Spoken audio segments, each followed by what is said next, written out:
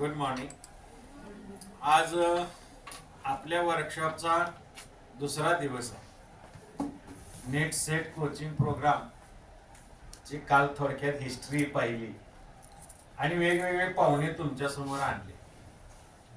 आम्ही दरवर्षी वक्ते सुद्धा आपलेच असतात पण वेगवेगळे असतात बऱ्यापैकी. एकदम सगळी टीम बदलत नाही, एक रोटेशन सारखं आम्ही ठेवतो. गेल्या वेळी ऐकलं की 10 लेक्चर असतात, 40-40-20% असं आम्ही त्याचं डिस्ट्रीब्युशन केलेलं की 20% 2 वक्ते हे महाविद्यालयाच्या संबंधित नसलेले बाहेरचे वक्ते बोलवतात. जरा यातले नामांकित कुठलेही असू देत, पुण्या मुंबईपर्यंत आपण गेलेलो आहे. काल त्या पद्धतीनं एक कोल्हापूरचे आणि एक कोरेगावचे आलेले होते. उरलेल्या 8 मध्ये 2 बायफर्केट करतो आपण. 4 वक्ते हे गेल्या वर्षी ज्यांनी लेक्चर घेतलं त्यांचे युट्यूबवर गेल्या वर्षीचं लेक्चर आहे, या वर्षी त्यांना आपण चान्स देतो, त्यांचे 4 लेक्चर होते. आणि 4 लेक्चर खास की जे यावर्षी पास झालेले आहेत, याच वर्षी ताजे, त्यांचा ताजा एक्सपिरियन्स आहे, त्यांना आम्ही या ठिकाणी देतो. ते पास झालेत हेच त्यांचं क्वालिफिकेशन आहे.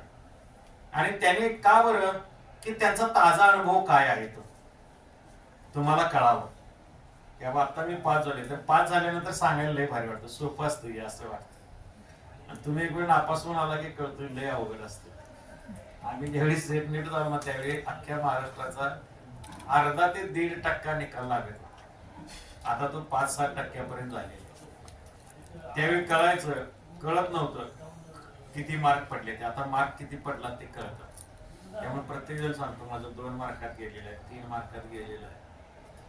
आपल्याकडं नवरा बायको आहे ते फिजिकलचे सचिन चव्हाण आणि सायकोलॉजीला मॅडम आहेत त्या शेजवळकर मॅडम.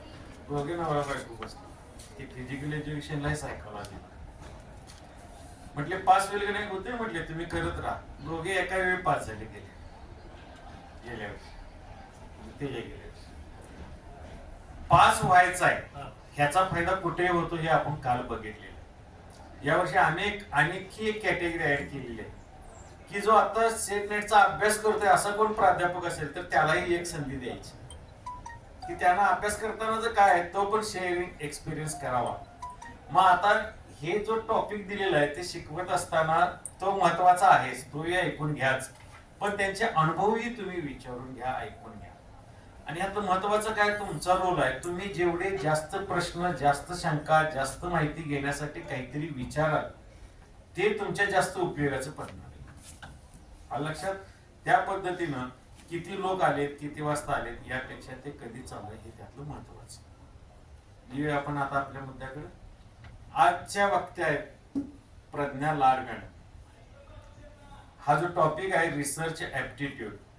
ऍप्टिट्यूड म्हणजे अभिक्षमता, क्षमता म्हणजे कुवत. रिसर्चची तुमची किती कुवत आहे हे तुम्हाला तुमच्याकडे बघितलं जातं. याच्या आधी कालचा जो होता टीचिंग ऍप्टिट्यूड म्हणजे अध्यापन क्षमता किती तुमची आहे याच्यावरचे प्रश्न असतात. त्याच्यावर काही झालेलं नाही, त्यांचा अनुभव हाच तुमचा अध्यापक. लक्षात. ती तुमची क्षमता वाढवते. त्या संदर्भातला तुम्हाला प्रश्न आले की उत्तर लिहित आहे. रिसर्च ऍप्टिट्यूड मध्ये तुमचा रिसर्च व्ह्यू किती आहे हा चेक केला जातो. तुम्हाला पीजीला आता फर्स्ट इयरला किंवा सेकंड इयरला रिसर्चचा एक पेपर असतो आणि त्याचा मधून तुमची संशोधक वृत्ती निर्माण व्हायला पाहिजे, तुमच्यातलं संशोधक जागा व्हायला पाहिजे, त्याची क्षमता तुमच्याकडे यायला पाहिजे. ती क्षमता किती आली आहे हे या प्रकारच्या प्रश्नांमधून तुमचं चेक केलं जातं. यासाठी अनुभवी प्राध्यापक लागतो. आम्ही आजपर्यंत अनुभवी प्राध्यापकच लेक्चर घ्यायला बोलवत होतो, पण प्रज्ञा मॅडम एकट्या अशा भेटल्या की मी तो घेतो कारण मी एमकॉमला तो विषय शिकवतो. आणि या वर्षी पहिल्यांदा त्या सेट पास झालेल्या आहेत. पहिलाच अनुभव, पहिलंच लेक्चर आणि एवढा मोठा विषय घ्यायची जबाबदारी स्वीकारली, त्या इथं आल्या त्याबद्दल त्यांचं पहिल्यांदा हार्दिक अभिनंदन. ताज्या पास झालेले जो आम्ही जुन्या प्राध्यापकाला विषय देतो तो नवा प्राध्यापक मागून घेतला, त्याबद्दल मी त्यांना दिला आणि त्यांनी ते स्वीकारलं. ते मला खूप बरं वाटलं. मी गेली 3 वर्ष त्यांना बघतो. 3 वर्षापूर्वीच त्यांचं एमकॉम झालेलं, एकदम ताज्या आहे, फ्रेश. त्यानंतर ताजच सेट पास झालेलं आहे आणि त्यांचा मूळ पिंड प्राध्यापक व्हायचा नाही. तुम्हाला त्यांचा बायोडाटा टाकलाय, अत्यंत छोटा बायोडाटा कसा लिहायचा हा सुद्धा अनुभव अजून नाही. त्यांना एक नमुना दिला कसा करायचा आहे, तोही सगळं ट्रेनिंगच आहे ना. जसं तुम्ही आता शिकायचं म्हणताय ते जरासं 1-4 पावलं पुढे आहे. परिपूर्ण प्राध्यापक व्हायचा आता कॉन्फिडन्स आला सेट झाल्यानंतर, भारी वाटतंय की नाही. सेट झाल्यावर आपण बी कुछ कम नाही, ही क्षमता म्हणायची. मला सगळं येतं प्राध्यापक म्हणून, का मी सेट पास आहे. याचा अर्थ सेट पास झाल्यावर सगळं येतं का असं बी नाही. त्याला अजून पोळावं लागतं. आधी हाताला चटके मग मिळते भाकर, अजून चटक्या बसायचा. पण कॉन्फिडन्स आला, पात्र झाला तुम्ही. आपण याचा उपयोग आणखी कशामध्ये होतो. कालचे सर होते आर्ट्सचे, त्याच्यातनं नेट JRF गेले बँकिंग कडे, कॉमर्सच्या पोरांना ओव्हरटेक करून. बँकिंगच्या परीक्षा कॉमर्सची म्हणतो ना आपण, पण कॉमर्स पेक्षा इतर फॅकल्टीचे जास्त पास होतात बँकिंगला, तिकडं नाही तर नोकऱ्या लागतात.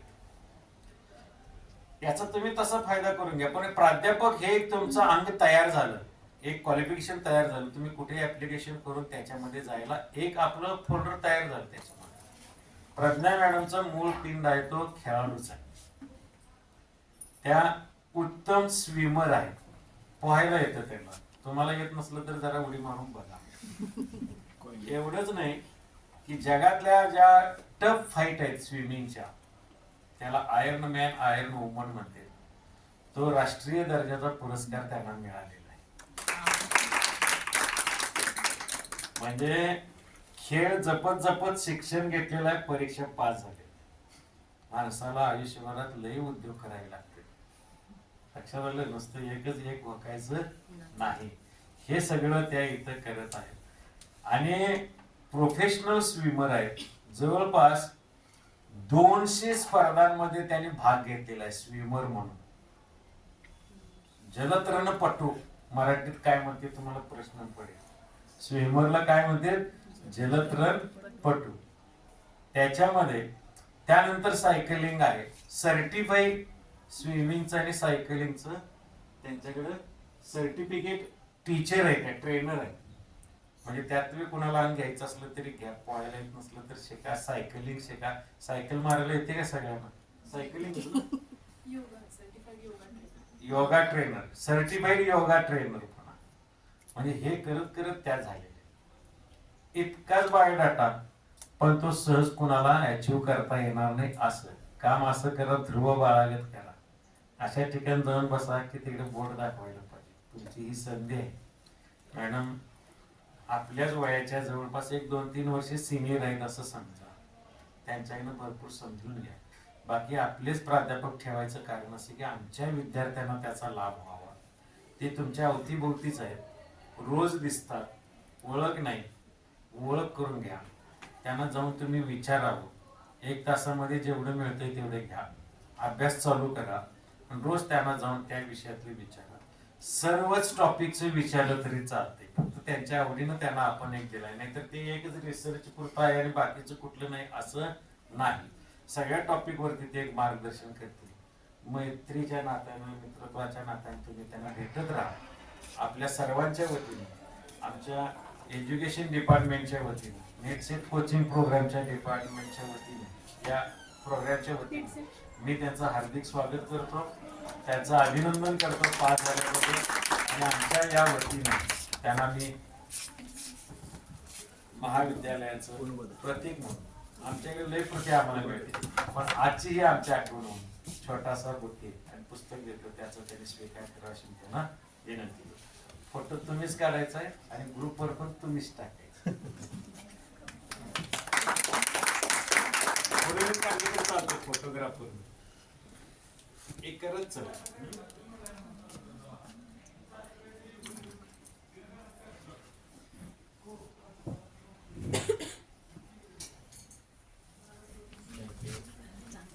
आणि त्यांचा पहिलाच चान्स आहे, पहिलाच प्रयत्न आहे.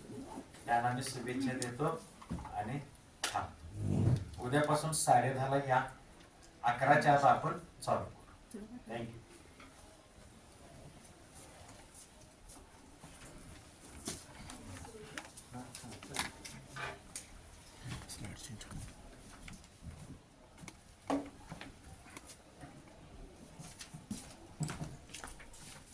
Good morning. मी आपल्याच महाविद्यालयात वाणिज्य विभागात सहाय्यक प्राध्यापक म्हणून काम करते. सरांनी माझी ओळख करून दिलेलीच आहे आणि त्यांनी सांगितलंही की मी मुळात या बॅकग्राऊंडची नाही आहे, कारण मी पहिल्यापासून स्पोर्ट्स वरती माझा 100% फोकस होता आणि माझं स्पोर्ट्स बॅकग्राऊंड स्ट्रॉंग असल्यामुळे माझी अशी इच्छा होती की मी MPSC किंवा UPSCच्या एक्झाम्स द्याव्या. कारण की मी नॅशनल्स खेळली आहे, मी स्विमर आहे, मी सायकलिस्ट आहे, मी रनिंगच्या बऱ्याच कॉम्पिटिशन्स खेळली आहे, मी प्रोफेशनल योगा ट्रेनर आहे, मी योगा पण करते आणि मी सायकलिंग, योगा आणि स्विमिंग या तिन्हीच्याही नॅशनल्स खेळलेले आहेत.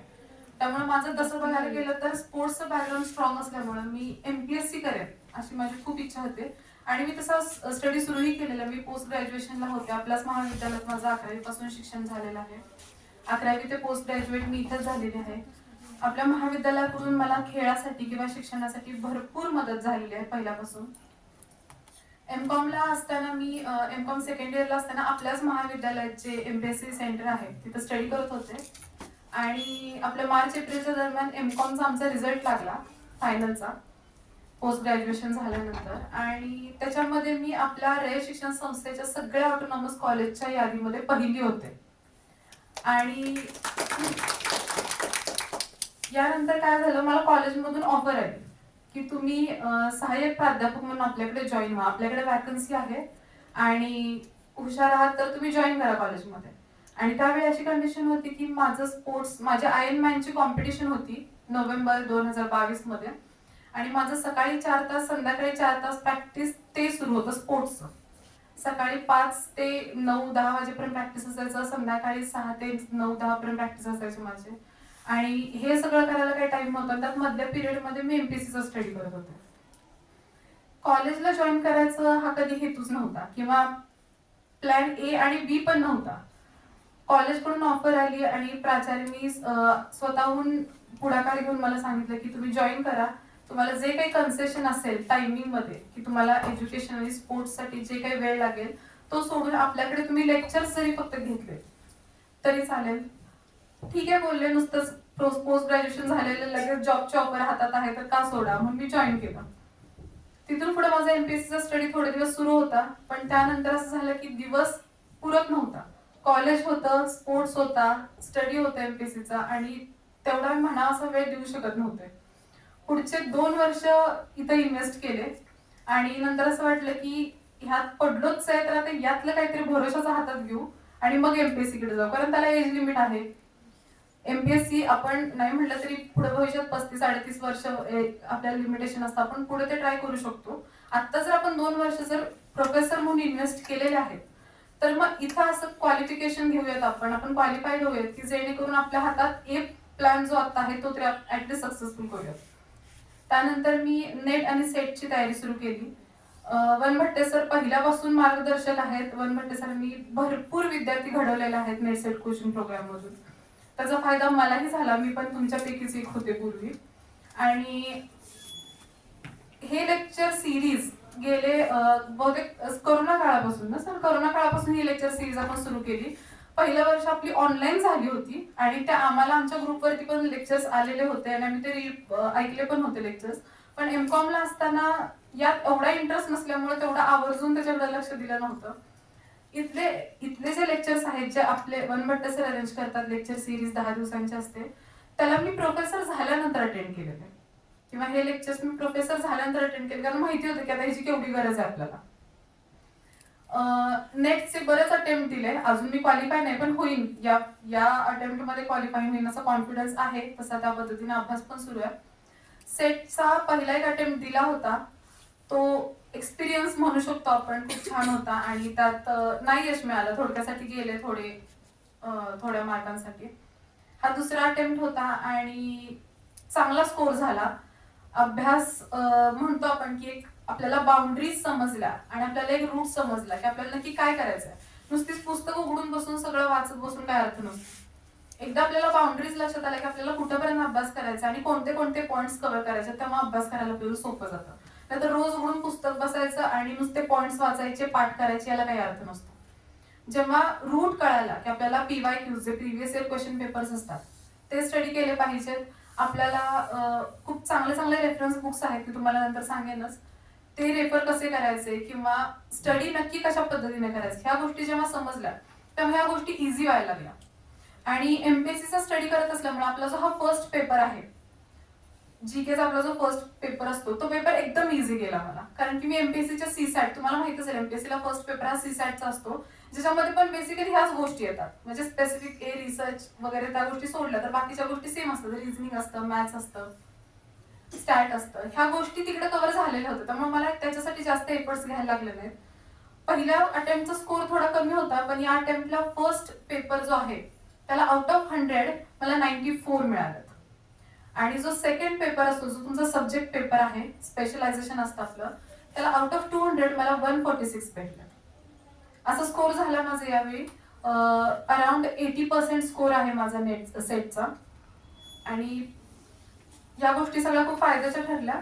आणि त्या पद्धतीने जर तुम्ही अभ्यास केलात तर हा तुमच्यासाठी पण इझी आहे. सिलेबस आपण बघायला गेलो तर कसं होतं की तुम्ही जे आता पोस्ट ग्रॅज्युएशनला स्टडी करताय, आपल्याला 11वी पासून जे असतं ग्रॅज्युएशन पर्यंत ते आपला बेस असतो. ओके, आपल्याला बेसिक नॉलेज भेटतं.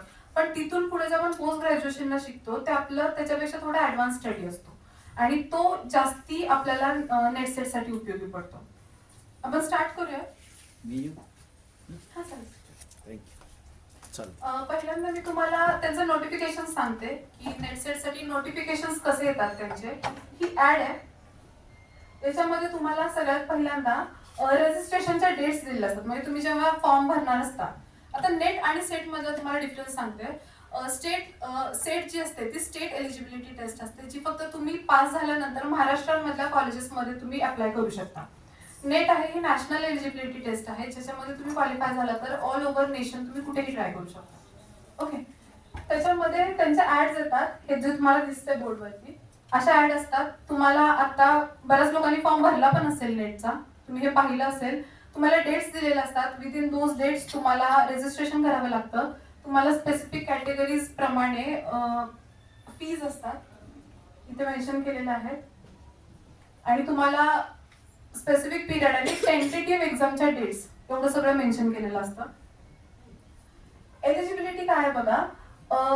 बेसिकली नेट ही एक्झाम अशी आहे याच्यामध्ये 3 कॅटेगरीज येतात. ओके, फर्स्ट आहे qualified for JRF and assistant professor, ज्याच्यामध्ये ती लेवल जर तुम्ही क्रॅक केली तर तुम्हाला JRF पण भेटतो आणि तुम्ही असिस्टंट प्रोफेसर साठी पण क्वालिफाय होता, प्लस तुम्ही PhD साठी पण क्वालिफाय होता. ओके, त्याच्यानंतर सेकंड कॅटेगरी अशी आहे ज्याच्यामध्ये तुम्ही qualified for assistant professor and PhD हे 2 गोष्टी येतात. आणि थर्ड कॅटेगरी आहे ज्याच्यामध्ये क्वालिफाईड फॉर PhD ओनली, अशा 3 कॅटेगरीज येतात. याच्यामध्ये दिलेला आहे. आता बघा, हा चार्ट आहे, त्याच्यामध्ये तुम्हाला कॅटेगरी 1 दिसत असेल, ज्याच्यामध्ये तुम्ही जर क्वालिफाय झाला award of JRF and appointment as an assistant professor, याच्यामध्ये तुम्ही JRF साठी पण क्वालिफाईड होता, असिस्टंट प्रोफेसर साठी क्वालिफाईड होता आणि PhDच्या ऍडमिशन साठी पण क्वालिफाय होता. आता इथं तुम्हाला फायदा असा असतो की तुम्ही JRF साठी जर क्वालिफाय झाला तर तिथून पुढे 3 वर्ष तुम्ही PhD करू शकता.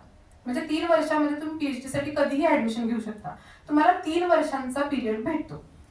दुसरी कॅटेगरी आहे appointment as an assistant professor and admission to PhD. याच्यामध्ये तुम्हाला JRF तर नाही भेटत, पण तुम्ही असिस्टंट प्रोफेसर साठी क्वालिफाय होता आणि तुम्ही PhD ला ऍडमिशन घेऊ शकता. पण इथं PhD चा पिरियड थोडा कमी होतो. तुम्हाला एकाच वर्षामध्ये रजिस्ट्रेशन करायचं असतं. ज्या दिवशी तुम्ही क्वालिफाय झाले तिथून पुढे एकाच वर्षाच्या आत जर तुम्ही PhD ला रजिस्टर केलं किंवा झाला क्वालिफाय तर, नाहीतर तुम्हाला तिथून पुढे डबल एक्झाम द्यावी लागते आणि परत रिक्वालिफाय व्हायला लागतं. आणि लास्ट कॅटेगरी जी आहे ती ऍडमिशन फॉर PhD ओनली. इथे तुम्हाला JRF नाही भेटत, इथे तुम्ही असिस्टंट प्रोफेसर साठी क्वालिफाय नसता, पण तुम्ही PhD साठी ऍडमिशन घेऊ शकता. त्याचा पण पिरियड 1 इयर असतो. एका वर्षानंतर तुमची व्हॅलिडिटी एक्सपायर होते. ओके, सो फर्स्ट कॅटेगरीसाठी 3 इयर्सचा पिरियड असतो पीएचडी ऍडमिशन घेण्यासाठी, आणि सेकंड अँड थर्ड कॅटेगरीसाठी 1 इयरचा पिरियड असतो, त्याच्यानंतर त्याची व्हॅलिडिटी एक्सपायर होते. त्याच्यानंतर एक्झामिनेशन स्कीम दिली बघा. आपल्याला सेटला आणि नेटला दोन्हीलाही 2 पेपर असतात. एक असतो तो जीकेचा पेपर असतो, जो सगळ्यांसाठी कॉमन पेपर असतो, आणि दुसरा पेपर असतो तो आपला स्पेशलायझेशन सब्जेक्ट असतो. बरोबर आहे. फर्स्ट पेपर मध्ये कोणते कोणते पॉइंट्स कव्हर केले तुम्हाला दिलाय. तुम्हाला टीचिंग अँड रिसर्च ऍप्टिट्यूड असतो, किंवा प्रायमरी डिझाईन टेस्ट, रिझनिंग असतं, मॅथ्स असतं, स्टॅट असतं. ज्या बेसिक जनरल नॉलेज, ज्या सगळ्या फील्डच्या लोकांना अप्रोप्रिएट आहेत असे सब्जेक्ट्स त्यामध्ये कव्हर केलेले आहेत. त्याच्यावरती आपला पहिला पेपर असतो ज्याच्यामध्ये 50 क्वेश्चन्स असतात, 100 marks, each question 2 marks. Okay. आणि सेकंड जो पेपर आहे तो आपला स्पेशलायझेशन असतो, ज्या सब्जेक्टमध्ये आपण मास्टर्स क्वालिफाय झालोय किंवा मास्टर डिग्री परस्युइंग आहे त्या सब्जेक्ट वरती तुम्हाला सेकंड पेपर असतो, ज्याच्यामध्ये 100 क्वेश्चन्स असतात आणि त्याला 200 मार्क्स असतात. Okay. 2 marks for each questions. तुम्हाला पहिल्या पेपरसाठी 1 तासांचा टाइम असतो, दुसऱ्या पेपरसाठी 2 आवर्स पिरियड असतो. याच्यामध्ये कोणत्याही प्रकारचं नेगेटिव्ह मार्किंग नाहीये. ओके. नेट आणि सेट दोन्ही एक्झामसाठी कोणत्याही प्रकारचं नेगेटिव्ह मार्किंग नाहीये तुम्हाला. आता क्वालिफिकेशन्स काय काय लागतात बघा. तुम्ही जर जनरल, अनरिझर्व्ड किंवा ईडब्ल्यूएस या कॅटेगरीज मधून येत असाल, जनरल कॅटेगरी, कुठल्याही कास्ट रिझर्वेशन नसणारे, त्यांना तुम्हाला एमकॉम ला 55% मार्क असावे लागतात, किंवा MA किंवा MSc. तुम्ही ज्या फील्ड मध्ये असाल, पोस्ट ग्रॅज्युएशनला ऍटलीस्ट तुम्हाला 55% पाहिजे, राऊंड ऑफ करून नाही. ओके. म्हणजे तुम्ही म्हणता की कधी कधी 54.76 आहेत, मग ते अबाव 0.50 च्या पुढे असल्यामुळे आपण राऊंड ऑफ करायला जातो, तसं कन्सिडर नाहीत करत. 55% राऊंड आणि त्याच्या पुढे असेल तर तुम्ही पुढं ट्राय करू शकता. त्याच्यानंतर जे अदर कॅटेगरीज आहेत, म्हणजे ओबीसी आहे, SC, ST, PWD, third gender category, आणि जे विमेन रिझर्वेशन आहे त्यांच्यासाठी 50% क्वालिफिकेशन आहे. तुम्हाला पोस्ट ग्रॅज्युएशनला जर 50% असतील तर तुम्ही अपियर होता एक्झामसाठी. हा. त्याच्यानंतर अजून एक आहे त्याच्यामध्ये, तुम्ही फायनल इयर अपियरिंग असाल, तुम्ही पोस्ट ग्रॅज्युएशनच्या फायनल इयरला असाल तर तुम्ही अपियरिंग म्हणून पण ही एक्झाम देऊ शकताय. एज लिमिट बघा. एज लिमिट आपण बेसिकली बघितलं की एज लिमिट नसतं नेट आणि सेटसाठी. सेटसाठी एज लिमिट नसतं कोणतंही, तुम्ही सेटची एक्झाम कधीही देऊ शकता. ह्याचं उदाहरण आपण काल बघितलं.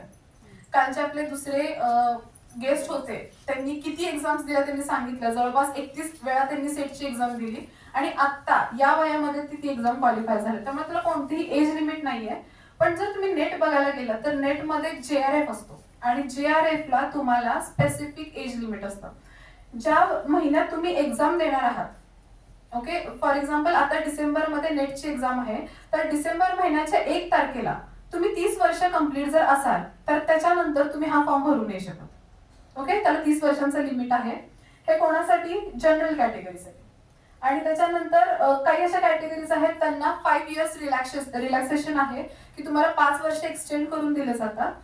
अदर कॅटेगरीज मध्ये जर तुम्ही येत असाल तर तुम्ही 35 वर्षाचे होईपर्यंत ह्या एक्झाम देऊ शकता. अदरवाईज तुम्हाला असिस्टंट प्रोफेसर साठी कोणतेही एज लिमिट नाहीये. फक्त असिस्टंट प्रोफेसर आणि PhD जर ट्राय करत असाल तुम्ही तर कोणत्याही प्रकारचं तुम्हाला एज लिमिट नाहीये. नीदर फॉर PhD ला पण कोणतेही लिमिटेशन नाही. आता काही रिझर्वेशन्स आहेत, हे तुम्हाला माहिती असतील की प्रत्येक कॅटेगरी वाईज तुम्हाला रिझर्वेशन्स असतात. ओपन, जनरल, EWS साठी काही वेगळ्या गोष्टी ठरल्या, डिसाइडेड आहेत, प्री डिसाइडेड. त्याच्यानंतर जे SC कास्ट शेड्यूल्ड आहे त्याच्या जे कॅन्डिडेट्स आहेत त्यांना 15% रिझर्वेशन भेटतं. 15% राखीव जागा आपण जे म्हणतो त्या भेटतात. त्याच्यानंतर जे ST कॅन्डिडेट्स आहेत 7.5% त्यांना रिझर्वेशन आहे.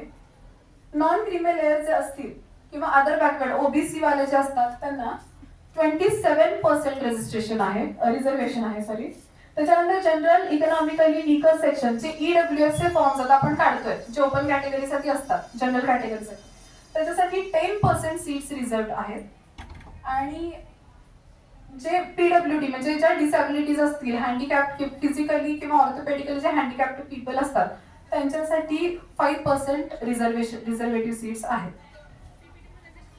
आता जर आपण UGC नेटचा कट ऑफ बघायचा म्हणला 2025 मध्ये तर तो असा होता, तुम्ही तुमच्या सब्जेक्ट वाईज बघू शकता. इकॉनॉमिक्सचा ज्याच्यामध्ये कॅटेगरीज दिलेल्या असतात तुम्हाला स्पेसिफिक. जनरल कॅटेगरी आहे, ओबीसी आहे, ईडब्ल्यूएस, एससी आणि एसटी. याच्यामध्ये एमटी, ओबीसी वगैरे बऱ्याच कॅटेगरीज येतात. मी फॉर एक्झाम्पल म्हणून टाकलेलं आहे. अशा प्रकारे कट ऑफ लागतात तुम्हाला. त्याच्यामध्ये स्पेसिफिक तुम्हाला जेआरएफचा कट ऑफ सेपरेट असतो. ओके. त्याच्यानंतर असिस्टंट प्रोफेसर साठीचे कट ऑफ वेगळे असतात आणि पीएचडी साठीचे कट ऑफ वेगळे असतात. ओके. आता पीएचडी साठी बघायला गेलो तर याच्या आधी पीएचडीचे ऍडमिशन पेट या एक्झाम वरून होत होते.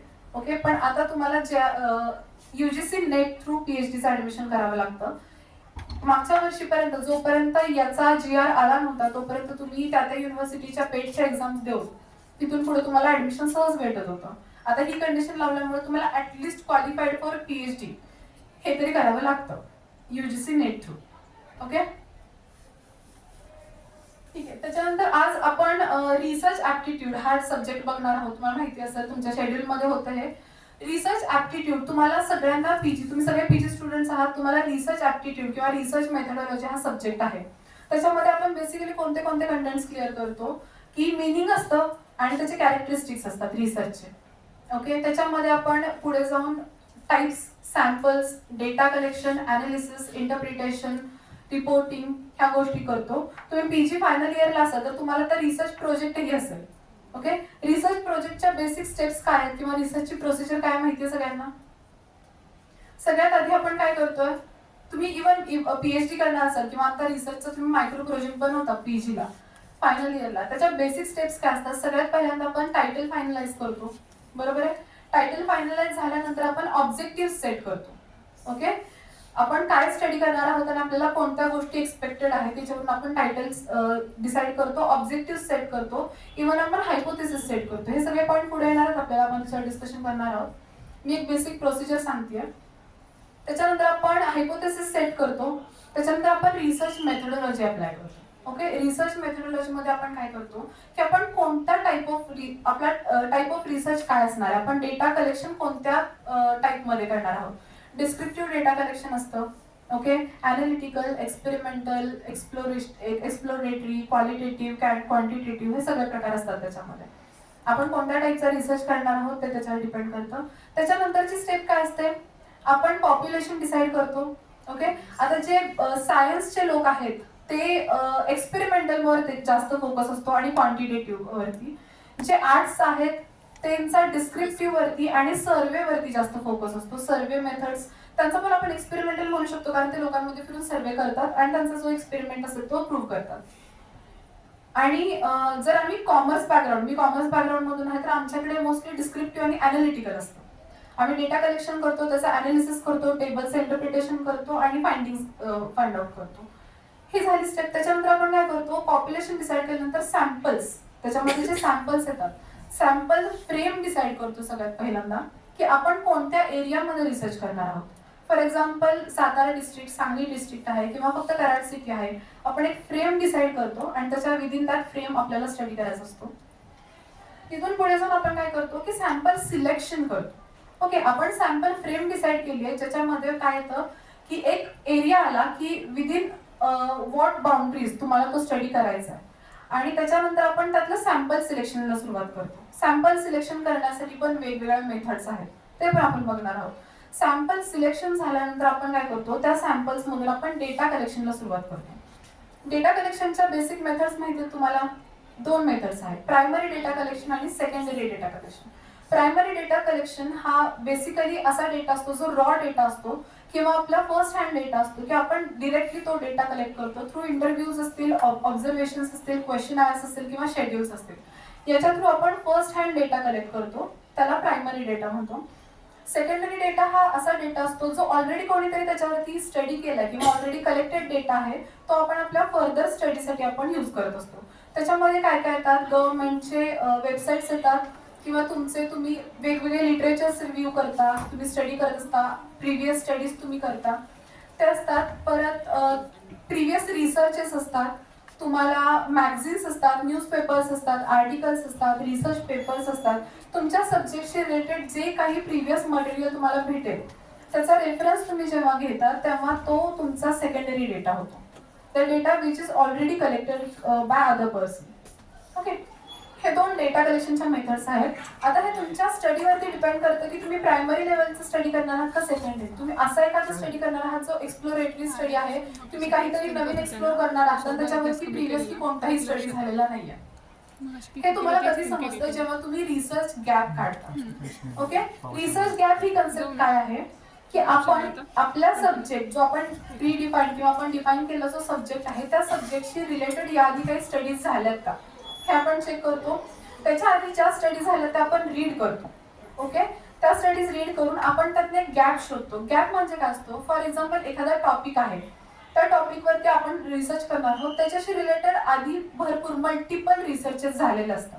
ओके, आपण काय शोधतो की आपण आपली जी सॅम्पल फ्रेम डिसाईड केली आहे त्याच्यामध्ये स्टडी झालेला आहे का. फॉर एक्झाम्पल एक टायटल आहे XYZ, आपण त्याच्यावरती स्टडी करणार आहोत. आपण काय बघतो की हा टायटलवरती स्टडी याआधी कंडक्ट केलेला आहे, याआधी याच्यावरती रिसर्च कंडक्ट केलेला आहे, पण तो रिसर्च माझ्या एरियामध्ये झालाय का, किंवा मी ज्या पॉप्युलेशनवरती स्टडी करणार आहे त्या पॉप्युलेशनवरती हा स्टडी पूर्वी कंडक्ट केलेला आहे का हे आपण बघतो. जर नसेल केला तर तो आपल्याला गॅप सापडतो. आपण त्या गॅपमध्ये स्टडी करतो. ऑलरेडी झालेल्या सेक्टरवरती तुम्ही डबल स्टडी करू शकत नाही आणि तुम्ही तोच डेटा परत यूज करू शकत नाही, तर प्लॅगरिझम मधून तुम्हाला बाहेर काढलं जातं. ओके, प्लॅगरिझम लागतं, तुमचे चेक केले जातात 10% पेक्षा आणि स्पेसिफिक कंडिशन्स मध्ये 20% पेक्षा जास्त जर तुमचे सायटेशन्स वगैरे प्रॉपर नसतील तर तुमचा तो जो रिसर्च आहे तो फुल्ली रिजेक्ट करण्याची पण ऑथॉरिटी त्यांच्याकडे असते. ओके, आता रिसर्च मध्ये काय होतं, आपण एखादी गोष्ट आहे जी आपण रिसर्च करतो, सर्च अगेन. ओके, असं नसतं की प्रत्येक गोष्टी आपल्याला एक्सप्लोरच करायची किंवा नवीन शोधून काढायची, असं नसतं. त्याच्याशी रिलेटेड घटना ऑलरेडी घडलेल्या असतात, आपण त्याच्यावरती स्टडी करत असतो. बेसिकली PhD ची प्रोसिजर ही असते की तुम्ही PhD करत आहात तर तुमचा पूर्ण 110% तुमचा फोकस फक्त रिसर्चवर असतो आणि तुम्हाला फक्त रिसर्च करावा लागतो. त्याच्यामध्ये दुसरं काही येत नाही. याच्यामध्ये ह्या स्टेप्स येतात ज्याच्यामध्ये तुम्ही ऑब्जेक्टिव्ह, हायपोथेसिस ठेवता. तुमच्याकडे काही लिमिटेशन्स असतात की फॉर एक्झाम्पल लिमिटेशन कशा येतात की मी हा स्टडी करते पण मी हा स्टडी फक्त सातारा डिस्ट्रिक्टमध्ये करते. हे लिमिटेशन पडतं तुम्हाला. विदिन बाउंड्रीज तुम्ही त्याच्यापेक्षा जास्त एरियाचा स्टडी नाही करू शकत. तुमचा जो डिफाईन्ड एरिया असतो त्याच्यामध्येच तुम्हाला वर्क करावं लागतं. त्याच्यानंतर आपण काय करतो की मेथोडॉलॉजीज लावतो, आपण पॅरामीटर्स डिसाईड करतो. त्याच्या पुढे आपण डेटा कलेक्शनला जातो, जे आपलं नेक्स्ट चॅप्टर असतो. डेटा कलेक्शन आणि इंटरप्रिटेशन याच्यामध्ये व्हेरियस मेथड्स आहेत. तुम्ही डेटा कलेक्ट करताना आपण जसं म्हणलं प्रायमरी डेटा कलेक्ट करत असू तर आपण थ्रू इंटरव्ह्यूज जाऊ शकतो. ओके, आणि इंटरव्ह्यू मध्ये परत काय येतात, शेड्यूल्स येतात, क्वेश्चन आन्सर्स येतात, इंटरव्ह्यूज येतात आणि त्याच्यामध्ये परत व्हेरियस टाइप्स येतात. इंटरव्ह्यूज मध्ये क्वेश्चन्सचे पण मल्टिपल टाइप्स आहेत. तुम्ही कोणकोणत्या प्रकारचे क्वेश्चन्स विचारू शकता. मी क्वेश्चनचा विषय का काढते कारण की तुम्ही हेच क्वेश्चन्स तुमच्या तुमच्या कॉम्पिटेटिव्ह एक्झाम मध्ये यूज करत असता. Types of questions. ओके, हे पण आपण बघणार आहोत की रिसर्च वरती कोणत्या प्रकारचे क्वेश्चन्स आले. याच्यानंतर आपण जो डेटा कलेक्ट करतो विदिन स्पेसिफिक पिरियड, आपण जो डेटा कलेक्ट करतो त्याचा आपण अनालिसिस करतो. ओके, तो डेटा स्टडी करतो, आपण त्याचा प्रिव्हियस स्टडी सोबत कंपॅरिझन करतो. त्याच डेटाचं एकमेकांसोबत कंपॅरेटिव्ह स्टडी केल्यानंतर आपण त्याचं अनालिसिस करतो, इंटरप्रिटेशन करतो. त्याच्यावरून आपण काही फाइंडिंग्स काढतो. ओके, काही फाइंडिंग्स काढतो, काही सजेशन्स देतो आणि शेवटी आपण कन्क्लुजनवर येतो की माझ्या या रिसर्च मधून ह्या गोष्टी निदर्शनास आलेल्या आहेत जे पूर्वी कोणी शोधले नाही. हे तुम्ही शोधता, त्याला रिसर्च म्हणतात. ओके, ही रिसर्च प्रोसिजर आहे. आपण बघूया रिसर्च म्हणजे काय असतं. आता रिसर्च ऍप्टिट्यूड तुम्हाला जो नेटसेटला आहे त्याच्यामध्ये सिलेबस मध्ये तुम्हाला रिसर्चचा हा कंटेंट आहे. ओके, एवढाच फक्त रिसर्च बघायचं तुम्हाला. काय येतं त्याच्यामध्ये, मीनिंग आणि टाइप्स, कॅरेक्टरिस्टिक्स, पॉझिटिव्हिझम, पोस्ट पॉझिटिव्हिस्टिक अप्रोच, या गोष्टी तुम्हाला येतात. स्पेसिफिक रिसर्च आपण बघतोय, फक्त या गोष्टी कव्हर करायच्या. मेथड्स ऑफ रिसर्च आहे. मेथड्स म्हणजे बेसिकली टाइप्स ऑफ रिसर्चेस आहेत. हे याच्यामध्ये एक शॉर्ट मध्ये तुम्हाला थोडेसे टाइप्स दिलेले आहेत. एक्सपेरिमेंटल आहे, डिस्क्रिप्टिव्ह आहे, हिस्टॉरिकल आहे, क्वालिटेटिव्ह, क्वांटिटेटिव्ह मेथड्स. एक्सपेरिमेंटल मी तुम्हाला मगाशी जसं सांगितलं की हे मोस्टली सायन्स आणि आर्ट्स मध्ये यूज केलं जातं. सायन्स मध्ये काय होतं, तुम्ही सायंटिफिक काही त्याच्यावरती एक्सपेरिमेंट्स करत असता आणि तुम्ही आर्ट्स फील्ड मध्ये गेला तर तुम्ही सोशल सर्वे करून लोकांवरती एक्सपेरिमेंट करत असता. त्यामुळे एक्सपेरिमेंटल सर्वे हा 99.99% सायन्स आणि आर्ट्स किंवा इंजिनिअरिंग ह्या फील्डवरती जातो. त्याच्यानंतर तुम्ही डिस्क्रिप्टिव्ह बघता, हा पूर्ण थिअरॉटिकल स्टडी असतो जो तुम्ही डेटा कलेक्शन, ह्यामध्ये तुम्ही प्रायमरी डेटा पण यूज करू शकता, त्याच्यावरून स्टडी होतो. त्याच्यानंतर हिस्टॉरिकल दिले, बेसिकली जे हिस्टॉरिकल किंवा हिस्ट्रीमध्ये घडलेल्या ज्या गोष्टी असतात किंवा हिस्टॉरिकल ट्रेसेस असतात त्याच्यावरती तुम्ही स्टडी करता. तुम्हाला आर्किओलॉजिस्ट माहिती असतील, जे त्यांचा स्टडी असतो की बाबा असं त्यांच्याकडे मॅप्स असतात, त्या मॅप्समध्ये ते काहीतरी एक्सप्लोर करत असतात की पूर्वी एक 500 वर्षापूर्वी की 1000 वर्षापूर्वी असा असा एरिया आहे जिथं, आता फॉर एक्झाम्पल तुम्ही बघितलं सिंधू संस्कृतीची होती जी पूर्ण पाण्याखाली काढली गेली, ओके, आणि त्याचे ट्रेसेस आता सापडायला लागलेले आहेत. मग त्याचं जे उत्खनन होतं त्याला एक्सपेरिमेंटल म्हणतात, ओके. किंवा हिस्टॉरिकल मध्ये जातो. क्वालिटेटिव्ह आणि क्वांटिटेटिव्ह. क्वालिटेटिव्ह डेटा हा मोस्टली थिओरिटिकल डेटा असतो ज्याच्यामध्ये आपण क्वालिटेटिव्ह ऍस्पेक्ट्स वरती जास्त फोकस करतो. क्वांटिटेटिव्ह डेटा हा पूर्ण आपण न्यूमेरिकल वरती जातो, आपण न्यूमेरिकल डेटा कलेक्ट करतो. हे कधी लागतं तुम्हाला, जेव्हा तुम्ही क्वेश्चनर फॉर्म करत असता. फॉर एक्झाम्पल तुम्ही एक सोशल सर्वे करत आहात, फॉर एक्झाम्पल आपल्या कॉलेजचे काही प्रोफेसर्स आहेत त्यांच्यावरती तुम्ही एक सोशल सर्वे करताय की ते त्यांचा वर्क लाईफ बॅलन्स आणि फॅमिली रिस्पॉन्सिबिलिटीज हे कसे बॅलन्स करतात. असं जर तुमचा एखादा टॉपिक आहे तर त्याच्यामध्ये तुम्ही सर्वे करणार आहात, ओके. तुम्ही त्यांना पर्सनली जाऊन एखादा तुम्ही क्वेश्चन द्याल, त्यांना तुम्ही गुगल फॉर्म सेंड कराल किंवा पर्सनली जाऊन तुम्ही त्यांचे इंटरव्ह्यूज घ्या, ओके. त्यातून त्यांच्याकडून जी माहिती मिळणार आहे ती मोस्ट ऑफ द इन्फॉर्मेशन तुमची क्वालिटेटिव्ह असणार आहे, थिओरिटिकल उत्तर असणार आहेत त्यांची. तुम्ही जे क्वेश्चन्स कराल त्याच्यावर त्यांचे जे रिस्पॉन्सेस असणार ती पूर्ण थिओरिटिकल असणार आहे, ओके. त्यामुळे इथून तुम्हाला क्वालिटेटिव्ह इन्फॉर्मेशन मिळते. पण अशा काही गोष्टी असतात जिथं क्वांटिटेटिव्ह, फॉर एक्झाम्पल आम्ही जर कॉमर्स फील्डमध्ये तुम्ही बघितलं तर आमचा मेन फोकस कशावर असतो, banking sector, factories, companies, corporate, IT या गोष्टींवरती फोकस असतो. इथे आम्ही त्यांच्या फायनान्शियल स्टेटमेंट्स किंवा फायनान्शियल रेकॉर्ड्स असतात, ट्रान्झॅक्शन्स असतात याच्यावरती फोकस असतो, जिथून आम्हाला 110% न्यूमेरिकल डेटा कलेक्ट होतो. त्यांचे प्रिव्हियस फायनान्शियल स्टेटमेंट्स असतात, ज्या कंपनीवर आपण स्टडी करतोय किंवा एखादी केस स्टडी असेल त्यांच्याकडून आपल्याला जे फायनान्शियल स्टेटमेंट्स मिळतात त्याच्यावरती आम्ही डबल स्टडी करतो. आता त्यांच्याकडून जे फायनान्शियल स्टेटमेंट्स मिळतात तो आमच्यासाठी सेकंडरी डेटा असतो, कारण ऑलरेडी त्यांनी वर्षभराचे ट्रान्झॅक्शन्स रेकॉर्ड केलेले असतात आणि त्याच्यावरून त्यांनी त्यांचे फायनान्शियल स्टेटमेंट तयार केलेले असतात. त्याच्यावर आम्ही फक्त अनालिसिस करायचं काम करतो. म्हणजे आम्ही काय करतो, त्यांनी जो रेकॉर्ड्स ठेवलेले आहेत त्याचे आम्ही कंपॅरेटिव्ह गेले 5 वर्षांचा किंवा 10 वर्षांचा आम्ही डेटा घेतो त्यांच्याकडून आणि त्या ऑलरेडी जो प्री डिफाईन्ड डेटा आहे त्याच्यावरती आम्ही रिसर्च करतो. त्यामुळे हा सेकंडरी डेटा असतो, पूर्ण न्यूमेरिकल डेटा असतो आणि त्याच्यावरून आपण क्वांटिटेटिव्ह स्टडी कंडक्ट करू शकतो, ओके. आता हा जेव्हा या मेथड जेव्हा यूज होतात त्याच्यानंतर आपल्याला कोणता ऑप्शन राहतो की त्याचा अनालिसिस करतो. अनालिसिस करताना आपण काय करतो, त्या डेटाचं कंपॅरिझन करतो, ओके. त्याच्यावरून काहीतरी आपण रिझल्ट्स काढतो. फॉर एक्झाम्पल सायन्समध्ये जेव्हा आपण एक्सपेरिमेंट्स करतो तेव्हा आपण त्याच्यावरून काहीतरी रिझल्ट शोधतो, ओके. असे एक्सपेरिमेंट्स असतात सायन्समध्ये, जेव्हा आपण रिसर्च करतो तेव्हा असे एक्सपेरिमेंट्स असतात ज्याच्यावरती प्रिव्हियसली कोणी स्टडी केलेलं नाहीये किंवा स्टडी चालला होता पण तो फायनलाइज नाही झाला किंवा त्याच्यावरती काही रिझल्ट्स नाहीत आले, कन्क्लुजन्स नाहीत आलेले. फॉर एक्झाम्पल जेव्हा लाईटचा किंवा बल्बचा जेव्हा शोध लागला तेव्हा त्याला माहिती होतं की आपण काय शोधणार आहे, त्यातनं काय लागणार आहे. त्याला काय केलेलं, त्याला एवढं माहिती होतं की आपण लाईटचा शोध लावायचा, बरोबर. दिवसा जर सूर्यप्रकाश असतो तर रात्री पण काहीतरी लाईट पाहिजे, म्हणून त्याला लाईटचा शोध लावायचा. त्याचं टायटल फायनल होतं की मला ट्यूबलाईटचा किंवा बल्बचा शोध लावायचा आहे.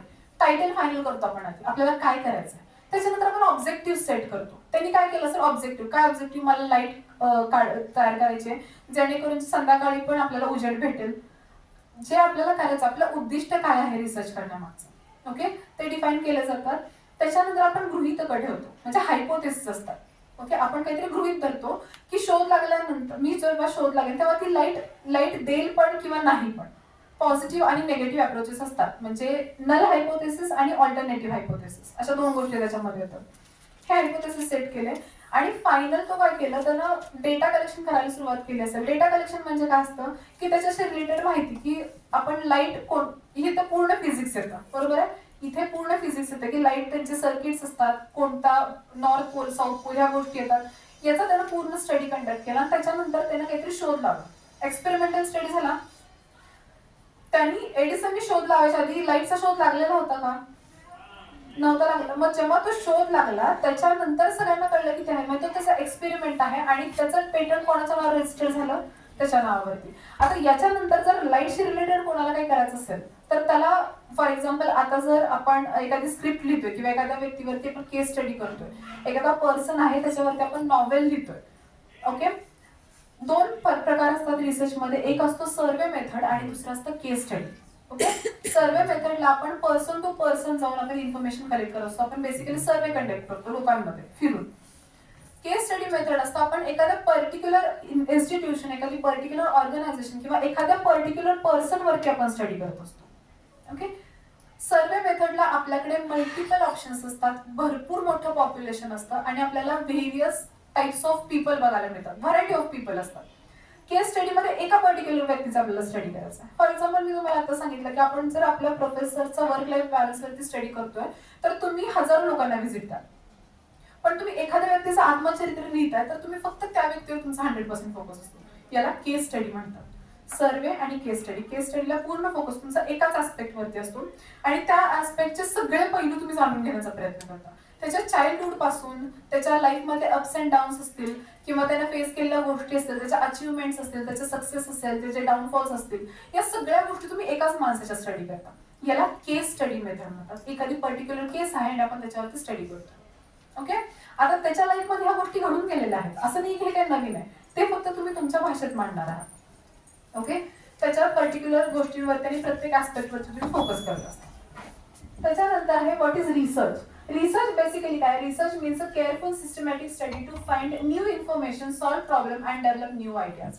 आपण रिसर्च का करतो? काहीतरी नवीन शोधण्यासाठी रिसर्च करतो. ओके. आपल्याला काहीतरी नवीन एक्सप्लोर करायचं आहे जे कोणालाच माहिती नाहीये, याच्यासाठी आपण रिसर्च करतो.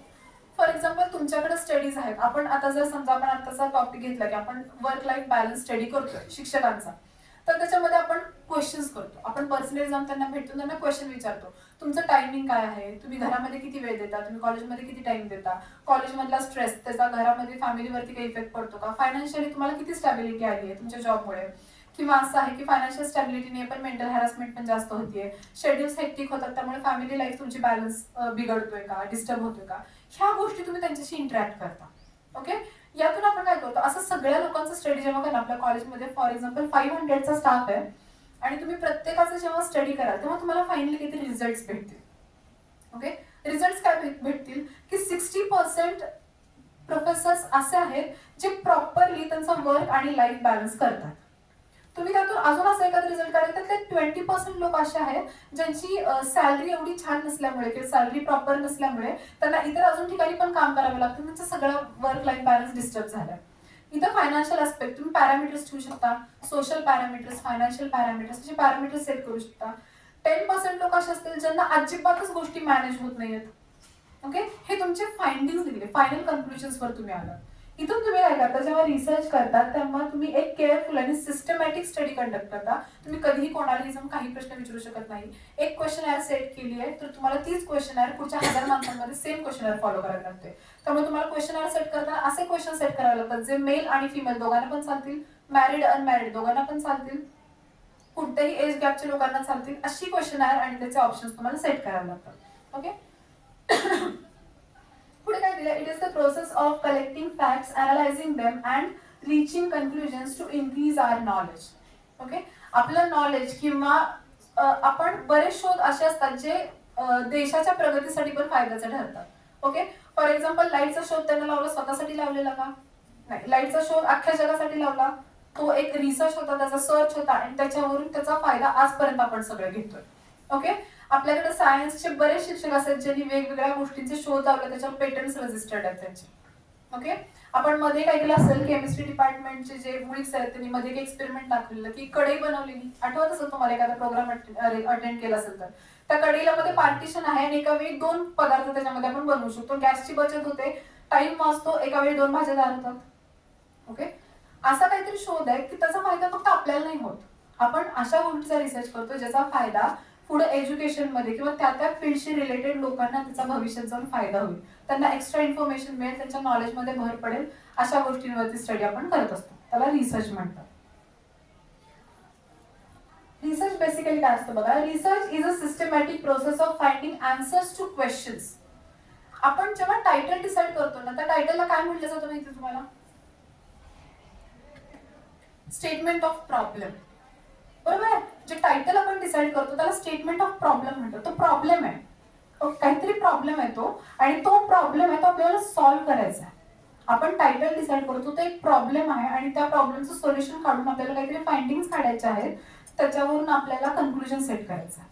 ओके, आपण प्रॉब्लेम सेट करतो आणि त्याच्यावर पुढचे 5, 10, 20, 25 वर्ष आपण त्याच्यावर स्टडी करतो. ओके, नेक्स्ट पॉईंट काय दिलं तर it helps you discover new facts or verify existing once.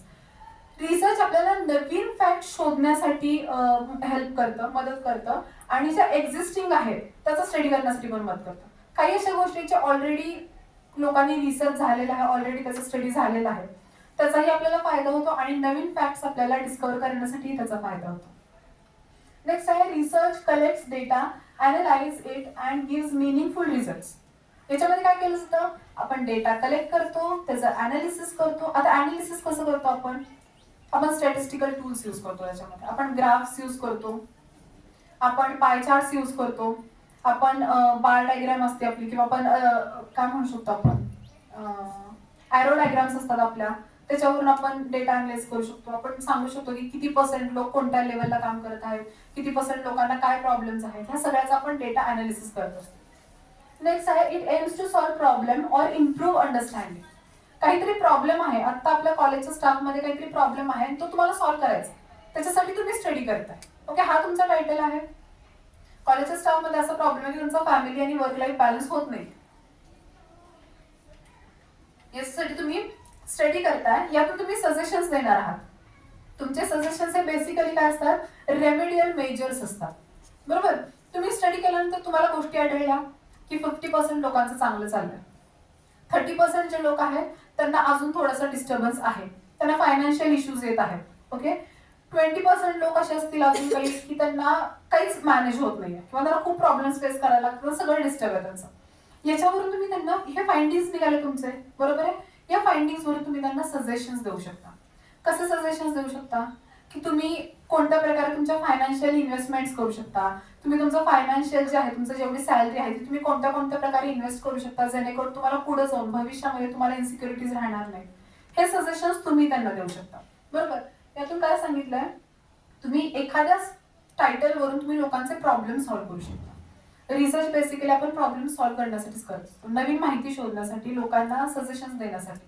Okay, next आहे it follows a proper method not guesswork. आपण रिसर्च करताना प्रॉपर मेथड्स यूज करायचे असतात, कोणताही गेसेस चालत नाही तिथं. असं असू शकतं किंवा असं असेलही, या गोष्टी चालत नाही.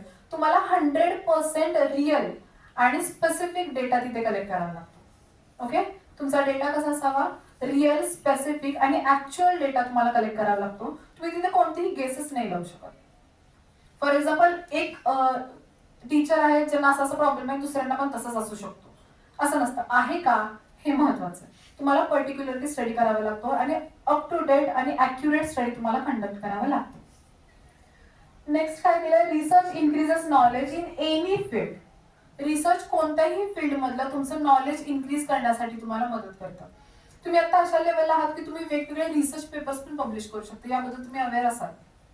बेसिकली आपण एखादा टॉपिक घेतो आणि त्याच्यावरती छोटासा आपण स्टडी कंडक्ट करतो आणि 5, 6, 7 पानांचा एक रिसर्च पेपर तयार करतो. तो रिसर्च पेपर पण असा असतो, जी माहिती तुम्ही स्वतः कलेक्ट केली आहे, त्याच्यामध्ये कोणताही कॉपीड डेटा नाहीये, तो तुम्ही स्वतः कलेक्ट केलेला डेटा आहे, तो रिअल आणि ऍक्युरेट डेटा आहे. आणि ते पेपर तुम्ही जेव्हा पब्लिश करता तेव्हा त्या माहितीचा इतर लोकांना फायदा होऊ शकतो. ओके, ते पेपर तुम्ही असेच पब्लिश नाही करू शकत. तुमचे ते पेपर्स चेक केले जातात, पीअर रिव्ह्यूला जातात, ते वरती बसले ऑथॉरिटी असते किंवा त्यातले एक्सपर्ट जे असतात ते तुमचा पेपर चेक करतात, प्लॅगरिझम चेक केलं जातं, त्यातली इन्फॉर्मेशन चेक केली जाते आणि मग ते पब्लिश केले जातं. ओके, आता नेट सेट जेव्हा आपण करत असतो तेव्हा आपला मेन फोकस, मी तर म्हणते 60% फोकस तुमचा आहे तो प्रिव्हियस इयर क्वेश्चन पेपर्स वरती पाहिजे. Even more 70%, 80%. Previous year question paper मी का म्हणते, तुम्ही प्रिव्हियस इयर क्वेश्चन पेपर्स घ्या. ओके, आता फॉर एक्झाम्पल आपली 2018-19 पासून ऑब्जेक्टिव्ह टाईप क्वेश्चन्स यायला लागलेत आपल्याला. आपली नेटची एक्झाम जी असते ती सीबीटी टाईप असते, कम्प्युटर बेस्ड टेस्ट असते, आपली ऑनलाईन टेस्ट होते. याच्यामध्ये तुम्हाला प्रिव्हियस इयर क्वेश्चन पेपर त्यांच्या ऑफिशियल वेबसाईट्सवर अवेलेबल आहे. प्रिव्हियस इयर क्वेश्चन पेपरचा स्टडी आपण का करायचा, कारण जो फॉर एक्झाम्पल एक क्वेश्चन आहे, प्रिव्हियस इयर क्वेश्चन पेपरमध्ये एक क्वेश्चन आहे, तो स्टडी कसा करायचा. तर previous year question paper study करताना आपण क्वेश्चन प्रॉपरली रीड करतो. ओके, तो रीड केल्यानंतर आपण त्याचे 4 ऑप्शन्स बघतो. 4 ऑप्शन्स बघितल्यानंतर त्यातले एक आन्सर आपल्याला माहित असेल किंवा आपण शोधून काढून एक आन्सर असतं, पण बाकीचे 3 असतात त्याला काही आन्सर नसतं, त्याचं आन्सर नसतं. ते आपण स्टडी करताना चारीच्या चारी ऑप्शन स्टडी करायचे असतात, कोणतीही कॉम्पिटिटिव्ह एक्झाम असतात.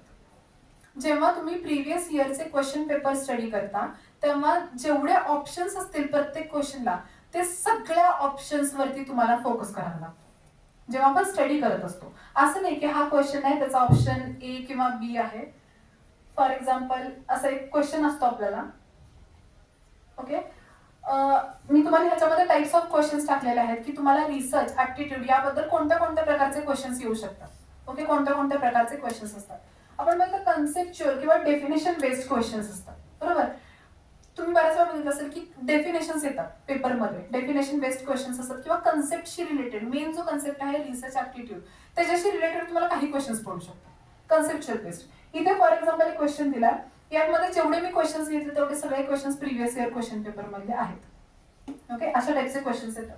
दिले research is a process of. Okay, this is a MCQ. Research is a process of हा डेफिनेशन टाइप क्वेश्चन आहे किंवा कन्सेप्ट आहे काहीतरी, रिसर्च ही कन्सेप्ट आहे, ती काय आहे हे तुम्हाला विचारलं. आता याच्यामध्ये तुम्हाला 4 ऑप्शन दिले, गेसिंग, सिस्टमॅटिक इन्व्हेस्टिगेशन, कॅज्युअल ऑब्झर्वेशन्स आणि पर्सनल ओपिनियन. ओके, आता हा जर क्वेश्चन वाचला तर फर्स्ट अटेम्प्ट मध्ये तुम्हाला लक्षात येईल की आन्सर काय आहे. इव्हन जर आन्सर मी दिलं असतं तर तुम्हाला कळलं असतं. रिसर्च प्रोसेस कधीही गेसिंग नसतं, आपण गोष्टी गेस नाही करू शकत की असं असू शकतं किंवा असं असेलही, हे नसतं. आपण हायपोथेसिस मध्ये गेस करतो, पण त्या हायपोथेसिस आपल्याला at the end of the research आपल्याला त्या हायपोथेसिस टेस्ट करावे लागतात. आपण जे hypothesis at the beginning of the research आपण सेट करतो ते सेम हायपोथेसिस आपल्याला at the end of the research test करावे लागतात, आहे का नाहीये. जे आपण सेट केलेलं असं असू शकेल किंवा नसेलही ते आपल्याला पुढे जाऊन टेस्ट करावे लागतं. ओके, आपण कोणतेही गेसेस करू शकत नाही रिसर्च करताना. तुम्ही शोध लावता, सायन्सचे पण लोक दिसतात तिथे, तुम्ही एखाद्या केमिकलचा किंवा एखाद्या सर्किटचा शोध लावताय फिजिक्समध्ये किंवा केमिस्ट्रीमध्ये, तुम्ही गेस करू शकता की यामध्ये हे केमिकल मिक्स केल्यानंतर असं काहीतरी तयार होईल. ओके, गेस करू शकतो आपण, पण तो फक्त गेस असतो, तो फायनल रिझल्ट नसतो किंवा तो ऍक्युरेट रिझल्ट असेलच असं नसतं. You can guess but that is not your final result. Okay, guessing चालत नाही, कॅज्युअल ऑब्झर्वेशन्स नसतात किंवा पर्सनल ओपिनियन्स नसतात त्यामध्ये तुमचे. तुम्ही जर एखाद्या व्यक्तीचा स्टडी करताय तर तुम्ही त्याच्यावरती पर्सनल ओपिनियन द्याल का की ह्या मॅडम आहेत, ह्यांना असा असा प्रॉब्लेम पण असू शकतो, त्यांनी सांगितलंय का तुम्हाला. नाही, याच्यामध्ये कोणतेही आपण स्वतःचे ओपिनियन्स नाही देऊ शकत, आपण ऍक्च्युअल डेटावरती फोकस करू शकतो. तर याचा आन्सर काय आहे, सिस्टमॅटिक इन्व्हेस्टिगेशन. ओके, आता इथं स्टडी करत असताना तुम्हाला 4ही ऑप्शन स्टडी करायचे. 4ही ऑप्शन्स तुम्ही फक्त previous year question paper read करताना आपण काय करतो सांगते. आपण प्रिव्हियस इयर क्वेश्चन पेपर एकतर डाउनलोड करतो किंवा आपण त्याच्या प्रिंटआउट्स काढतो. ओके, त्याच्यानंतर आपण त्याची आन्सर की घेतो. आन्सर की घेतल्यानंतर आपण काय करतो, आन्सर्सना टिक करून ठेवतो. तुमची मेथड सांगते मी, आन्सर ही मी पण केलेली आहे. ओके, आपण आन्सर्स टिक करून ठेवतो. 6-7 वर्षांचे क्वेश्चन पेपर आपण कलेक्ट करतो, सगळ्या आन्सर्सना टिक करून ठेवतो आणि तेवढे आन्सर्स फक्त रीड करतो.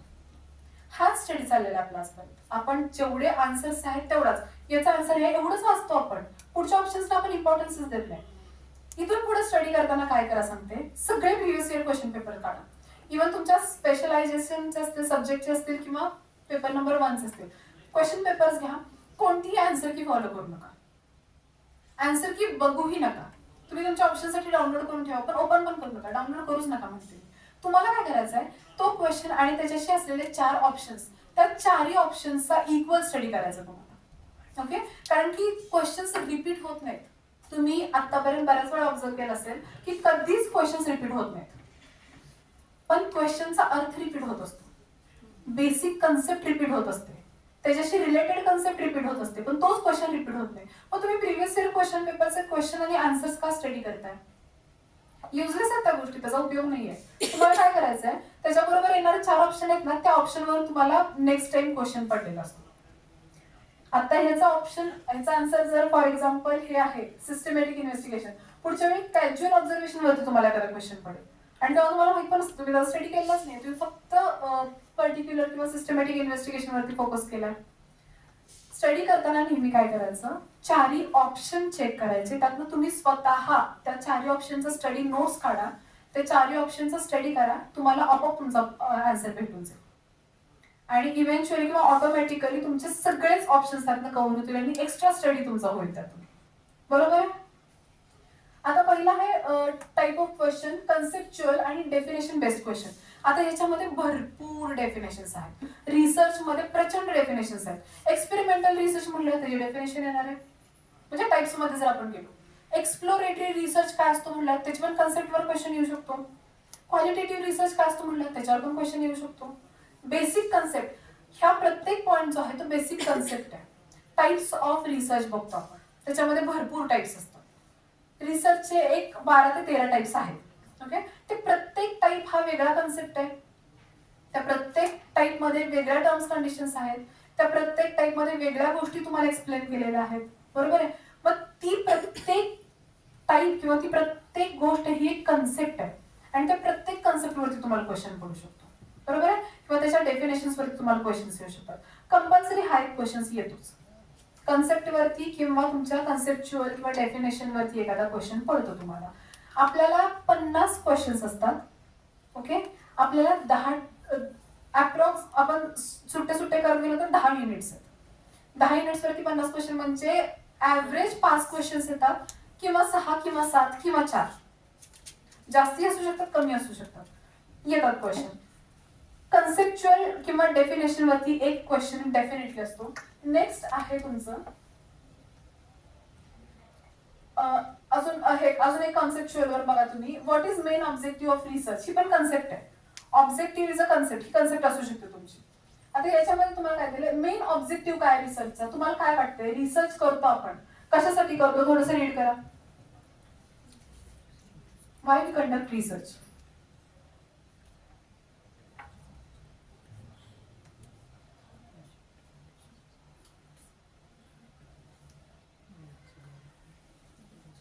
Okay? Have you your own answer? काय असू शकतं? Yes? D. Very good.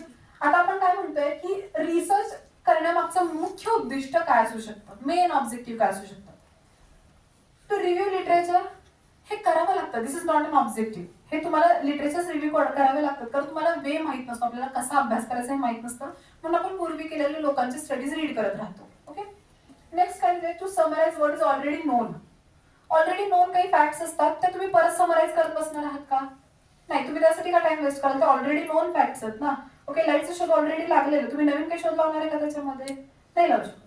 त्याच्यानंतर to get an academic degree, याच्यातून अकॅडमिक डिग्री मिळते आपल्याला माहितीये, पीएचडी होता तुम्ही, ते ऑब्जेक्टिव्ह असू शकतं तुमचं रिसर्च करण्यामागं, की मी डॉक्टर होतीये किंवा मी डॉक्टर होतोय, this is my objective, main objective behind the study, असं असू शकतं का? नाही. तर स्टडीज ऑब्जेक्टिव्ह असू शकतं to discover new facts, or to make fresh interpretation of known facts, हे दिलेलं आहे. आणि त्याचं एक एक्सप्लेनेशन, कधीही स्टडी करताना एक्सप्लेनेशन वरती जास्त फोकस करा. ओके, इथं मी तुम्हाला एका ऑप्शनचं एक्सप्लेनेशन दिलं, तुम्हाला वरच्या 3 ऑप्शनवर पण फॉलो करायचं आहे, त्याचा पण स्टडी. पुढचा पॉईंट काय आपण शिकलो, एक्सप्लेनेशन्स वरती भर द्या. पहिला point previous year question paper read करायचे. दुसरा पॉईंट काय शिकलो, 4ही ऑप्शन स्टडी करायचे, आन्सर की न बघता. You have to focus on all the options. त्याच्यानंतर आपण काय बघितलं, आपल्याला आन्सर्स मिळतील, आपल्याला 4ही जे पॉइंट्स आहेत त्या 4हीचे एक्सप्लेनेशन्स बघायचं, कारण पुढच्या वेळी तुम्हाला लिटरेचरवरती एखादा क्वेश्चन येईल, लिटरेचरवरती एखादा क्वेश्चन येऊ शकतो ना, की लिटरेचर रिव्ह्यू कशासाठी करतात किंवा लिटरेचर रिव्ह्यू काय आहे, कन्सेप्च्युअल क्वेश्चन येऊ शकतो तुम्हाला ऑलरेडी नोन फॅक्ट्स काय असतात, आपण सेकंडरी डेटा म्हणू शकतो त्याला, त्याच्याशी रिलेटेड काही गोष्टी येतील. तुम्हाला पॉईंट आहे ना, प्रत्येक पॉईंट डीप मध्ये स्टडी करायचा, त्याकडे ऑप्शन म्हणून बघू नका. नेक्स्ट आहे फिलॉसॉफिकल रिसर्च क्वेश्चन्स, ज्यामध्ये फिलॉसॉफी येते. ओके, हे काय, positivism believe that knowledge comes from. आता पॉझिटिव्हिझम असतं, नॉलेज हे कशामधून भेटतं तुम्हाला सांगा. इन्स्टिट्यूशन आहे, ऑथॉरिटी आहे, ऑब्झर्वेबल फॅक्ट्स आहेत आणि पर्सनल बिलीफ्स आहेत. हे 4 ऑप्शन आहेत. आता या पॉइंटला जर तुम्हाला असं वाटत असेल की हे 4ही ऑप्शन्स एकदम परफेक्ट आहेत, वाटतात 4ही ऑप्शन्स बरोबर आहेत ना, तुम्हाला जर नॉलेज कुठून येतं असं विचारलं, पॉझिटिव्हिजम नॉलेज कुठून, पॉझिटिव्हिस्टिक नॉलेज कुठून येतं, इन्स्टिट्यूशनल्स मधून तुम्हाला नॉलेज भेटू शकतं. इट इज हा बरोबर ऑप्शन आहे ना. त्याच्यानंतर ऑथॉरिटी आपण नाही कन्सिडर करू शकत, पण असं म्हणू शकतो आपण की ऑथॉरिटीज कडून तुम्हाला डेटा कलेक्शन होऊ शकतं, हे म्हणू शकतो. नेक्स्ट आहे ऑब्झर्वेबल फॅक्ट्स. ऑब्झर्वेबल फॅक्ट्स, ज्या गोष्टी तुम्ही ऑब्झर्व करता त्यातून तुम्हाला नॉलेज भेटतं म्हणू शकतो. आणि पर्सनल बिलीफ्स, हे आपण जास्त कन्सिडर नाही करत. तुम्हाला काय वाटतं ऑप्शन काय असेल याचा? Very good. ऑब्झर्वेबल फॅक्ट्स, ज्या आपण फॅक्ट्स ऑब्झर्व करतो, आपण डोळ्यांनी पाहतो, त्या गोष्टींवरती आपण विश्वास ठेवतो. बरोबर आहे. आपल्या डोळ्यांना दिसतंय की एखादा व्यक्ती स्ट्रगल करतोय तर तो खरोखर स्ट्रगल करतोय, एखादा रिलॅक्स्ड लाईफ जगतोय, एकदम वेल सेटल्ड लाईफ जगतो तर तो खरं जगतोय. आपल्याला ऑब्झर्वेशन्स वरून या गोष्टी समजतात आणि त्याच्यावरून आपण अप्रोच डिसाईड करतो. ओके. फॉर एक्झाम्पल आपण म्हणतो की तुम्ही आता लेक्चर्स होतात तुमचे, बरोबर आहे. तुमच्या वर्गावरती वेगवेगळे शिक्षक येत असतात, वेगवेगळे टॉपिक शिकवत असतात, वेगवेगळे सब्जेक्ट आहेत प्रत्येकाचे. तुम्ही शिक्षकांना ऑब्झर्व करता शिक्षकांना? काय काय गोष्टी ऑब्झर्व करता तुम्ही शिक्षकांच्या?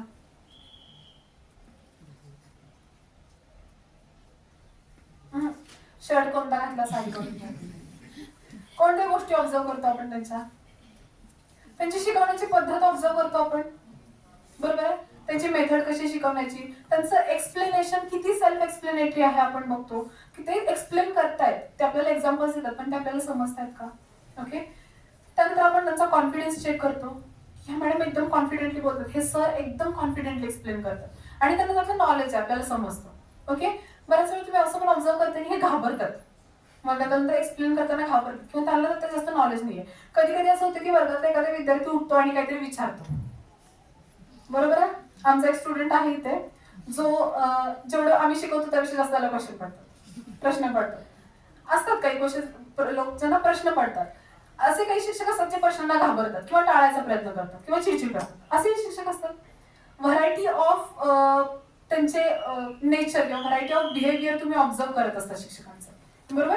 आणि त्या ऑब्झर्वेशन्स मधून तुम्ही काहीतरी त्यांच्याबद्दल पर्स्पेक्टिव्ह तयार करता, बरोबर आहे. शिक्षकांबद्दल एक पर्स्पेक्टिव्ह असतो आपला, प्रत्येक शिक्षक असतात वेगवेगळे आणि त्याच्यावर आपला पर्स्पेक्टिव्ह असतो, हे चांगले हे वाईट, हे ओरडतात, हे इग्नोर करायचं, ठीक आहे. हे आपण पर्स्पेक्टिव्ह बनवला, कशावरून बनवला तर आपण काहीतरी ऑब्जेक्टिव्ह म्हणजे ऑब्झर्वेशन केलं त्यांचं आणि ते चांगले शिकवतात, त्यांचं समजतं तर ते बेस्ट आहे. एकच काय समजत नाही, लेक्चरच बसत नाही उद्यापासून, हे करतो आपण, बरोबर आहे. Observation is the key of research. Okay. समजलं. फिलॉसॉफी, ह्याच्यामध्ये आपली फिलॉसॉफी असते, आपण विचार करतो, आपण ऑब्झर्व करतो, आपण त्याच्यावरती आपले कन्सिडरेशन्स लावतो किंवा आपलं थिंकिंग लावतो त्याच्यावरती. हे ऑब्झर्वेशन्स, फिलॉसॉफिकल क्वेश्चन्स येऊ शकतात तुम्हाला पेपरमध्ये. त्यानंतर रिसर्च प्रोसेस किंवा सिक्वेन्स बेस्ड क्वेश्चन्स येतात. हे माहितीये, सिक्वेन्स असे क्वेश्चन्स येतात की त्याला चढत्या क्रमाने लावा, उतरत्या क्रमाने लावा, त्याला सिक्वेन्स लावा. हे अशा टाईपचा एक तरी क्वेश्चन तुम्हाला असतोच, कंपल्सरी असतो. ओके. काय दिले इथं की तुम्हाला ऑर्डर लावायची, करेक्ट ऑर्डर. कोणतं ऑप्शन करेक्ट असेल थोडंसं रीड करा. Which will be the correct answer. Okay. इकडे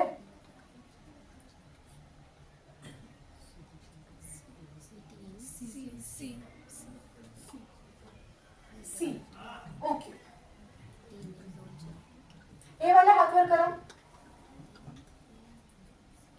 ए आन्सर कोणाचा आहे, हात वर करा. अरे कुठे आपण जंगलात आलोय, हात वर करा, घाबरता कशाला. ओके. ए आन्सर असणारे किती आहेत? अरे ताठ हात वर करा. यू शुड लुक कॉन्फिडेंट, बरोबर आहे, हात वर करा. ओके. 5% लोक असतात ज्यांना ए वाटतंय. सी किती लोकांना वाटतं, हात वर करा. 95% लोकांना सी आन्सर बरोबर वाटतं, बरोबर आहे. ह्याचा करेक्ट आन्सर काय आपण बघूया. येस, काय आहे आपल्याला प्रोसिजर मी आता सांगितलं. आपण सगळ्यात पहिल्यांदा टॉपिक सिलेक्ट करतो, आपण डिरेक्ट डेटा कलेक्शन वरती जातो. सिरियसली डेटा कलेक्शन करायला सुरुवात करतो आपण. माझा टॉपिक फायनल झाला, चला उद्यापासून मी डेटा कलेक्शनला सुरुवात करणार आहे. नाही, मी एक गोष्ट सांगते, तुम्ही जर पीएचडी करत असाल ना तर तुम्ही टायटल फायनल केल्यानंतर 2 वर्षानंतर तुम्ही डेटा कलेक्शनला सुरुवात करता. मग मध्ये काय प्रोसिजर असेल इमॅजिन करा. आपण जेव्हा डेटा कलेक्ट टायटल फायनल करतो त्यानंतर आपली स्टेप काय असते, आपण याच्या आधी झालेले रिसर्च स्टडी करायला घेतो. म्हणजेच काय असतं, रिव्ह्यू ऑफ लिटरेचर. याच्या आधी माझ्या टॉपिक वरती काही स्टडी झालाय का, स्टडी झालाय तर तो कोणत्या प्रकारचा आहे, त्याच्यामध्ये काय काय गोष्टी कराव्या लागतात, ओके, कशा प्रकारे डेटा कलेक्ट करू शकतो आपण, कोणते कोणते स्टॅटिस्टिकल टूल्स यूज करू शकतो आपण, कोणत्या कोणत्या मेथडॉलॉजीज लावू शकतो आपण, कोणत्या प्रकारे डेटा कलेक्ट करू शकतो, ह्या गोष्टी तुम्हाला सगळ्यात सुरुवातीला माहिती असतात. ओके, तुम्ही पीजी स्टुडंट आहात, तुम्हाला मायक्रो प्रोजेक्ट असेल, तुम्हाला माहिती आहे का की टायटल डिसाईड केल्यानंतर पुढे काय करायचं, तुम्हाला पहिल्याच दिवशी माहिती असतं. तुम्ही डेटा कसा कलेक्ट करणार आहे माहिती असतं तुम्हाला.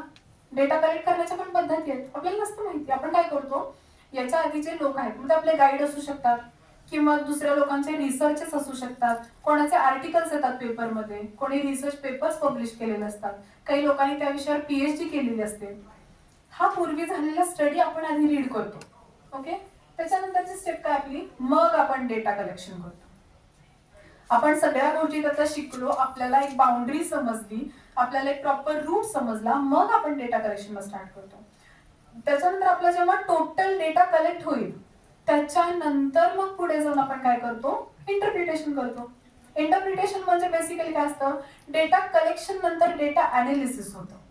ओके, फॉर एक्झाम्पल आपण जसं मगाशी जो टॉपिक आपण पकडलाय मगाचपासून की शिक्षकांचा पण वर्क लाईफ बॅलन्स बघतोय, त्याच्यामध्ये आपण डेटा कलेक्ट करतोय म्हणजे त्यांचे पर्सनली आपण इंटरव्ह्यूज घेतोय आणि त्यातून आपण त्यांचे आन्सर्स, त्यांचे रिस्पॉन्सेस कलेक्ट करतोय.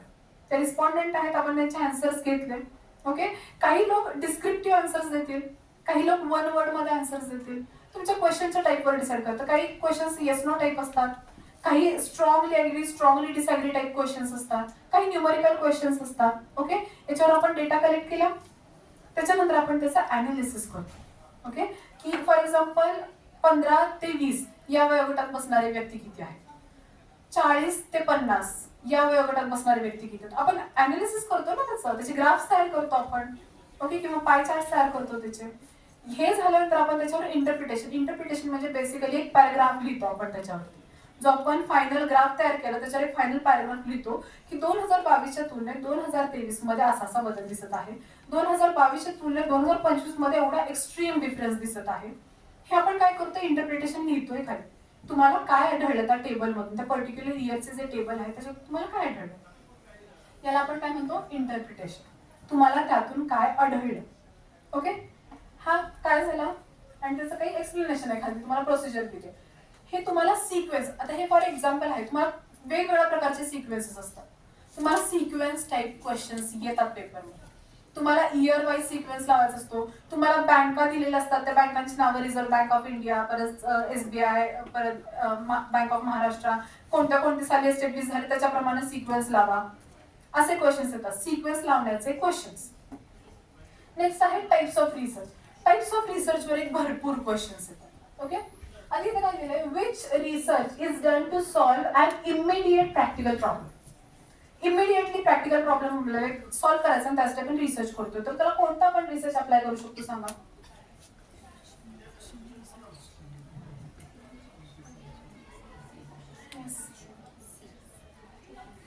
ऑप्शन, ओके, ऑप्शन सी किती जणांचा हात वर करा, कोणाचाच नाही. ऑप्शन बी किती लोकांचा हात वर करा.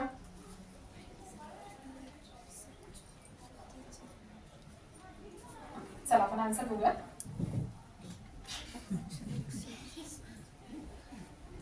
आपल्याला एखादी गोष्ट लगेच हवी आहे तर आपण काय करतो, इमिडिएट ऍक्शन घेतो त्याच्यावर. आपल्याला इमिडिएट रिझल्ट पाहिजे तर आपण इमिडिएट ऍक्शन घेतो. आपल्याला ह्या व्यक्तीबद्दल जाणून घ्यायचं, आपण इमिडिएटली त्याला विचारतो. ओके, आपल्याला इमिडिएट जर काही रिझल्ट काढायचे आहेत, इमिडिएट रिसर्च करायचं तर आपण ऍक्शन रिसर्च किंवा ऍक्शन जी मेथड आहे ती आपण अप्लाय करतो. ओके, आता इथं आपण बघायला गेलो तर इथं आपल्याला 4 ऑप्शन दिसतात, basic research, applied research, action research आणि historical research. You should study all the options. Okay, you should prefer all the options. तुम्ही फक्त आन्सर शोधून तेवढंच तुम्ही कन्सिडर नाही करू शकत. ऍक्शन रिसर्च मग तुम्ही काय करता, स्टडी करताना सांगते याचं उत्तर ऍक्शन रिसर्च आहे, तर ऍक्शन रिसर्च म्हणजे काय असतं ते बघूया आपण. पुढच्या वर्षी ऍक्शन रिसर्च वर क्वेश्चन नाही पडणार आहे, कशाला तुम्ही त्याचा स्टडी करताय, तुम्ही उरलेल्या ऑप्शनचा स्टडी करा ना, त्याच्यावर पडू शकतो क्वेश्चन. हा क्वेश्चन तर रिपीट होणार नाहीये पुढच्या 20 वर्षांमध्ये. रिपीट झालेला बघितला क्वेश्चन, 3 ते 4% क्वेश्चन रिपीट होतात, ते पण लँग्वेज चेंज करून, ऍज इट इज रिपीट होत नाहीत. बाकीचे सगळे काय करतात ते तिथं तिथेच फिरवत असतात. ओके, मग हा जर झालाय तर तुम्ही आता करताना काय करा, उरलेले ऑप्शन स्टडी करा. म्हणून आता तुम्हाला माहिती आहे का बेसिक रिसर्च काय असतो? तुम्हाला माहिती आहे का की अप्लाइड रिसर्च काय असतो? बेसिक रिसर्च हा असतो जो आपण बेसिक एकदम इनिशियल स्टेजला जो रिसर्च करतो, प्रायमरी लेवलला, प्राथमिक दर्जाचा लेवलचा जो स्टडी करतो त्याला बेसिक रिसर्च म्हणतात. अप्लाइड रिसर्च असा असतो जे आपण प्रिव्हियस थिअरीज असतात, कोणीतरी थिअरीज डेव्हलप केले असतात, कोणतरी काहीतरी सायंटिफिक गोष्टी प्रीडिफाईन केलेल्या असतात, त्याच्यावरून आपला आपण रिसर्च स्टार्ट करतो, त्याला अप्लाइड म्हणतात. ऍक्शन रिसर्च आता बघितला, जो इमिडिएट प्रॅक्टिकल प्रॉब्लेम सॉल्व्ह करण्यासाठी ऍक्शन रिसर्च घेतात. हिस्टॉरिकल रिसर्च म्हणजे बेसिकली हिस्टॉरिकल जे ट्रेसेस आहेत त्याच्यावर आपण स्टडी करतो. हे मी तुम्हाला एका वाक्यात एक्सप्लेनेशन सांगितलं, ह्याचे भरपूर मोठे मोठे एक्सप्लेनेशन आहेत. आणि आता हिस्टॉरिकल रिसर्च म्हटलं तर हिस्टॉरिकल रिसर्च वरती पुढच्या वेळी भरपूर वेगवेगळ्या प्रकारचे प्रश्न पडू शकतात, त्याचा तुम्ही स्टडी करा की हिस्टॉरिकल रिसर्च आहे तर याच्यावरती कोणत्या प्रकारचे क्वेश्चन पडू शकतात, हिस्टॉरिकल रिसर्च मध्ये काय कन्सेप्ट डेव्हलप केले किंवा काय कन्सेप्ट क्लिअर केली आहे. याच्यासाठी तुम्हाला काय म्हटलं, प्रिव्हियस इयर क्वेश्चन पेपर बघताना 4ही ऑप्शनचा स्टडी करायचा. एक वेळ तुम्ही ह्याचा आन्सर इग्नोर करा, पण उरलेल्या 3चा जास्त स्टडी करा, त्याचं एक्सप्लेनेशन आहे. नेक्स्ट आहे qualitative versus quantitative questions. Okay, qualitative versus quantitative questions. काय क्वेश्चन दिलाय, interview and observation method are mainly used in. Interview आणि ऑब्झर्वेशन कुठे यूज केले जातात? क्वालिटेटिव्ह मध्ये केले जात असतील, क्वांटिटेटिव्ह मध्ये, एक्सपेरिमेंटिंग मध्ये, सर्वे मध्ये.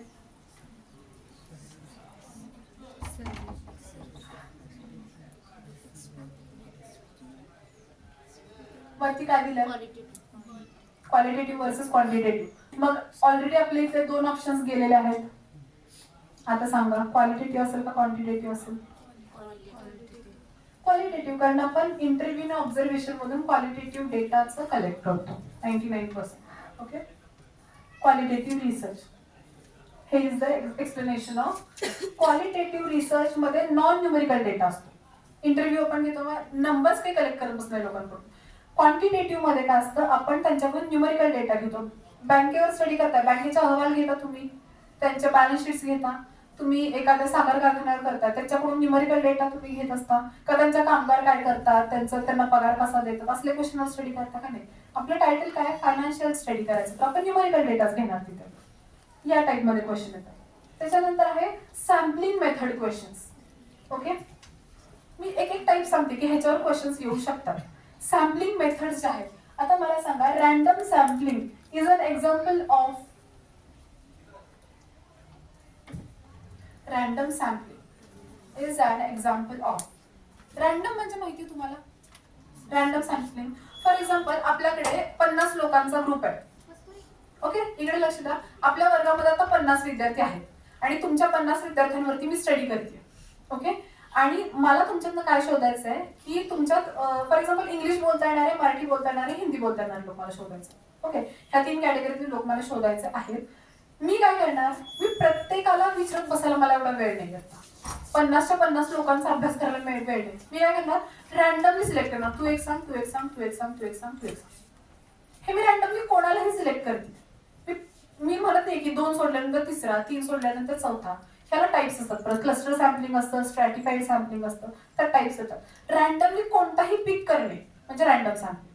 जसं तुमच्याकडे कराड सिटीमध्ये बघायला गेलो तर लाखोंचं पॉप्युलेशन आहे, त्यातून तुम्हाला शोधायचं, तर तुम्ही रॅन्डमली कोणत्या सिलेक्ट करणार का? तुम्ही किलोमीटर्स वरती जाणार आहे, तुम्ही स्केल लावत बसणार, तुम्ही एरिया डिसाईड करत बसणार आहे? नाही, रॅन्डमली आपण कोणताही उचलतो. आता रॅन्डम सॅम्पलिंग ह्याचं काय असू शकतं?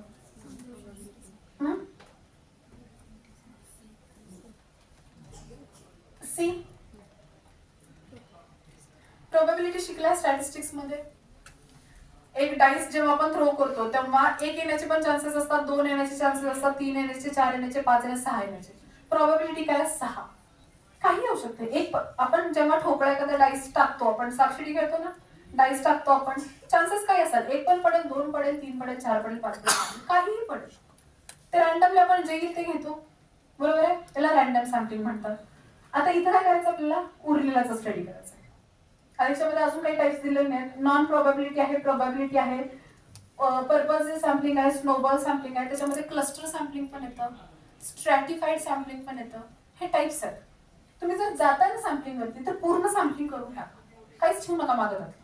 ओके, तुम्हाला ती कन्सेप्ट समजू दे की बाबा पर्पजिव्ह सॅम्पलिंग म्हणजे नक्की काय असतं. आपण पर्पजफुली फक्त फिमेल सिलेक्ट करतोय, दिस इज पर्पजिव्ह सॅम्पलिंग. पर्पजफुली आम्ही फक्त मेल सिलेक्ट करतोय, हे पर्पजफुली आपण काहीतरी सिलेक्ट करतोय. रॅन्डमली आपण कोणतेही सिलेक्ट करतो, नॉन रॅन्डमली आपण 1 बाय 1 सिलेक्ट करतो. हे ना सॅम्पलिंगचे टाइप्स आहेत. आपण सॅम्पल कसे कलेक्ट करतो. 1000 लोकांचं पॉप्युलेशन आपल्या समोर, 1000 लोकांचं स्टडी करणं शक्य नसतं, तेव्हा आपल्याला सॅम्पल डिसाईड करायला लागतं किंवा सॅम्पल साईडला करायला लागतं. त्याच्यामध्ये आपल्याला ह्या गोष्टी येतात. कसं स्टडी करायचं, आता उरलेले ऑप्शन स्टडी करायचे, ह्याच्या व्यतिरिक्त अजून काही ऑप्शन असतात. आता सॅम्पलिंगचे टाइप्स बरेच आहेत, इथं आपण 4 ऑप्शन देऊ शकतो. उरलेले जे टाइप्स आहेत त्याचा पण आपण स्टडी करायचा. ओके, त्याचं एक्सप्लेनेशन आहे इथे. Next, hypothesis questions. What is hypothesis? What is hypothesis?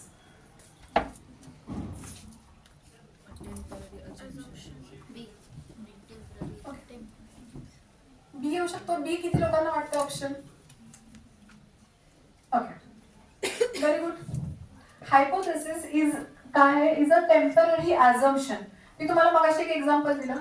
आपण आता प्री ॲझम्पशन लावतोय, आपला रिसर्च अजून झालेला नाहीये, आपण कोणताही स्टडी कंडक्ट केलेला नाही, आपण डेटा कलेक्ट केलेला नाही, काही अनालिसिस झाले नाही, काहीच झालेलं नाही आपलं अजून. आपण फक्त हायपोथेसिस सेट केलेलं आहे.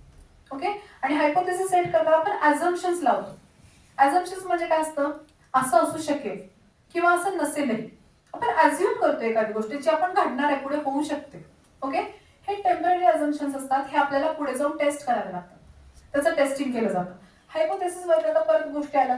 फायनल कन्क्लुजन आहे, टेम्पररी ॲझम्पशन आहे, अ प्रूव्हन लॉ आहे, अ फॅक्ट आहे. ह्या पण कन्सेप्ट्स आहेत. तुम्हाला एका वेळी अभ्यास करताना फक्त त्या आन्सरचा स्टडी नाही करायचा, उरलेले 4 क्वेश्चन्स. त्याचं पुढे आपल्याला एक्सप्लेनेशन दिलं.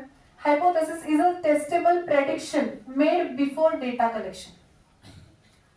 दिस इज द प्रेडिक्शन. तुम्ही काहीतरी प्रेडिक्शन लावताय. प्रेडिक्शन्स माहिती आहेत ना, प्रेडिक्ट करतो आपण. आपण म्हणतो ऍस्ट्रॉलॉजर्स असतात ते प्रेडिक्ट करतात काहीतरी की तुमच्या आयुष्यात पुढे जाऊन असं असं घडणार आहे. दिस इज अ हायपोथेसिस. प्रेडिक्शन येते, ते घडेल किंवा नाही हे तुम्हाला माहिती आहे का? नाही माहिती. तुम्हाला सांगितलं तुम्ही यावेळी तुम्ही सेट परीक्षा क्वालिफाय होणार आहात, एखाद्या ऍस्ट्रॉलॉजरनं सांगितलं सेट परीक्षा क्वालिफाय होतात, फाल किंवा नाही व्हाल.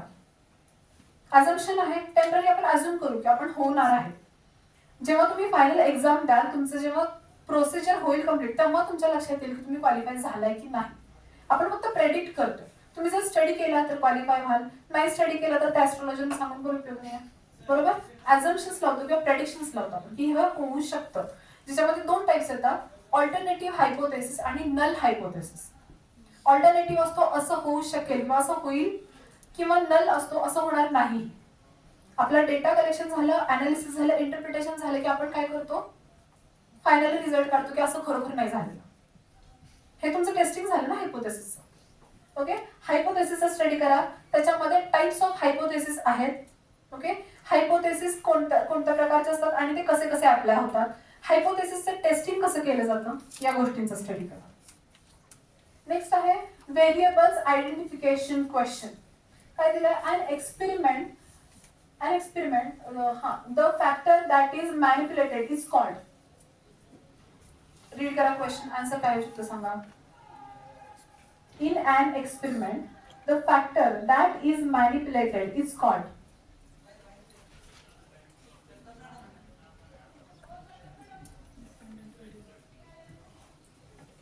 काय तर? ऑप्शन ए किती लोकांना वाटतोय? सी किती लोकांना वाटतोय?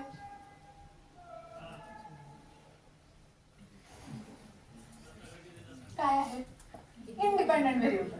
का? कारण तुम्ही जेव्हा एक्सपेरिमेंट करता तेव्हा तुम्हाला त्याचे रिझल्ट्स माहिती नसतात, तुमचे ॲझम्पशन्स असतात. तिथे पण तुम्ही एखादा केमिकल रिॲक्शन करताय तर तुम्हाला ऑब्जेक्टिव्ह असतं समोर की मला या रिॲक्शन मधून याचा शोध लावायचा आहे. ओके, पण ते तुमचं इंडिपेंडंट रिसर्च आहे. तुम्ही त्याच्यावर इंडिपेंडंट एक्सपेरिमेंट करताय, काय होईल काय नाही हे इंडिपेंडंट रिझल्ट असतात. तुम्ही त्याच्यावर 100% डिपेंड राहू शकत नाही की हे असं होईलच. ओके, एक्सप्लेनेशन दिलं त्याचं आपल्याला खाली. Independent variables is equal to what the researcher changes. Okay? आणि dependent variables what is researcher measures. तुम्ही चेंज करू शकता, इकडे मेजर करू शकता. आहेत तुम्हाला फक्त मेजर करायचं. तिथं वरती तुम्ही चेंज करू शकता किंवा ते तुम्ही डेव्हलप करू शकता नवीन थिअरीज. नेक्स्ट आहे मेजरमेंट अँड स्केलिंग क्वेश्चन्स. इथं Likert scale is use to measure. आता इथे काय असतं, मेजरमेंट मध्ये मोस्टली स्ट्रॉंगली अग्री किंवा स्ट्रॉंगली डिसअग्री वाले क्वेश्चन्स येतात. हेच answer strongly agree strongly disagree type questions त्याच्यामध्ये येतात. आता इथे काय दिलंय, Likert scale is use to measure. इथे काय मेजर कराल, आता इथे स्ट्रॉंगली अग्री स्ट्रॉंगली डिसअग्री डोक्यात ठेवा. लिकर्ट स्केल म्हणजे स्ट्रॉंगली अग्री स्ट्रॉंगली डिसअग्री. तुम्ही त्याच्यावरती तुमचं काय त्याचं ओपिनियन देत असता किंवा तुमचं फायनल अझम्पशन तुम्ही कन्सिडर करत असता. काय येईल याचा answer? Very good. Attitude measurable आहे ना. इव्हन तुमच्या हाईट, एज आणि वेट पण मेजरेबल आहे. तुम्ही ॲटिट्यूड मेजर करू शकता. ॲटिट्यूड मेजर करता येतो की या मुलीला 50% ॲटिट्यूड आहे, तो मुलगा 10% ॲटिट्यूड, 50 रुपयाचा ॲटिट्यूड आहे, हे मेजर करू शकता. तुम्ही हाईट मेजर करू शकता. You can major your height. Okay. तुम्ही तुमचं एज मेजर करू शकता. तुम्ही तुमचं वेट मेजर करू शकता. तुम्ही कोणाचं ॲटिट्यूडचं मूल्यमापन करू शकता का? नाही करू शकत. ओके. तर डिपेंड असतं. लोक ॲटिट्यूड वेगवेगळ्या लोकांना वेगवेगळ्या प्रकारचा ॲटिट्यूड दाखवतात. That can't be measurable. Okay. तर लिकर्ट स्केल क्वेश्चन असं स्ट्रॉंगली अग्री स्ट्रॉंगली डिसअग्री, ज्याच्यामध्ये तुम्हाला स्केल ठरवावा लागतो. ओके. त्याच्यामध्ये तुम्हाला ॲटिट्यूड ह्याचा ऑप्शन आन्सर आहे. मेजरेबल लेवल्स ऑफ ॲग्रीमेंट असतं commonly use for attitude service. Okay. Attitude सर्व्हिससाठी ही मेथड यूज केली जाते. नेक्स्ट आहे data analysis and statistics questions. Statistic वरती क्वेश्चन्स तुम्हाला येतात. मीन, मोड, मेडियन, फ्रिक्वेन्सी या गोष्टी शिकलेल्या आहात तुम्ही. मीन इज अफेक्टेड बाय काय असू शकतं? मीन, मोड, मेडियन माहिती आहे?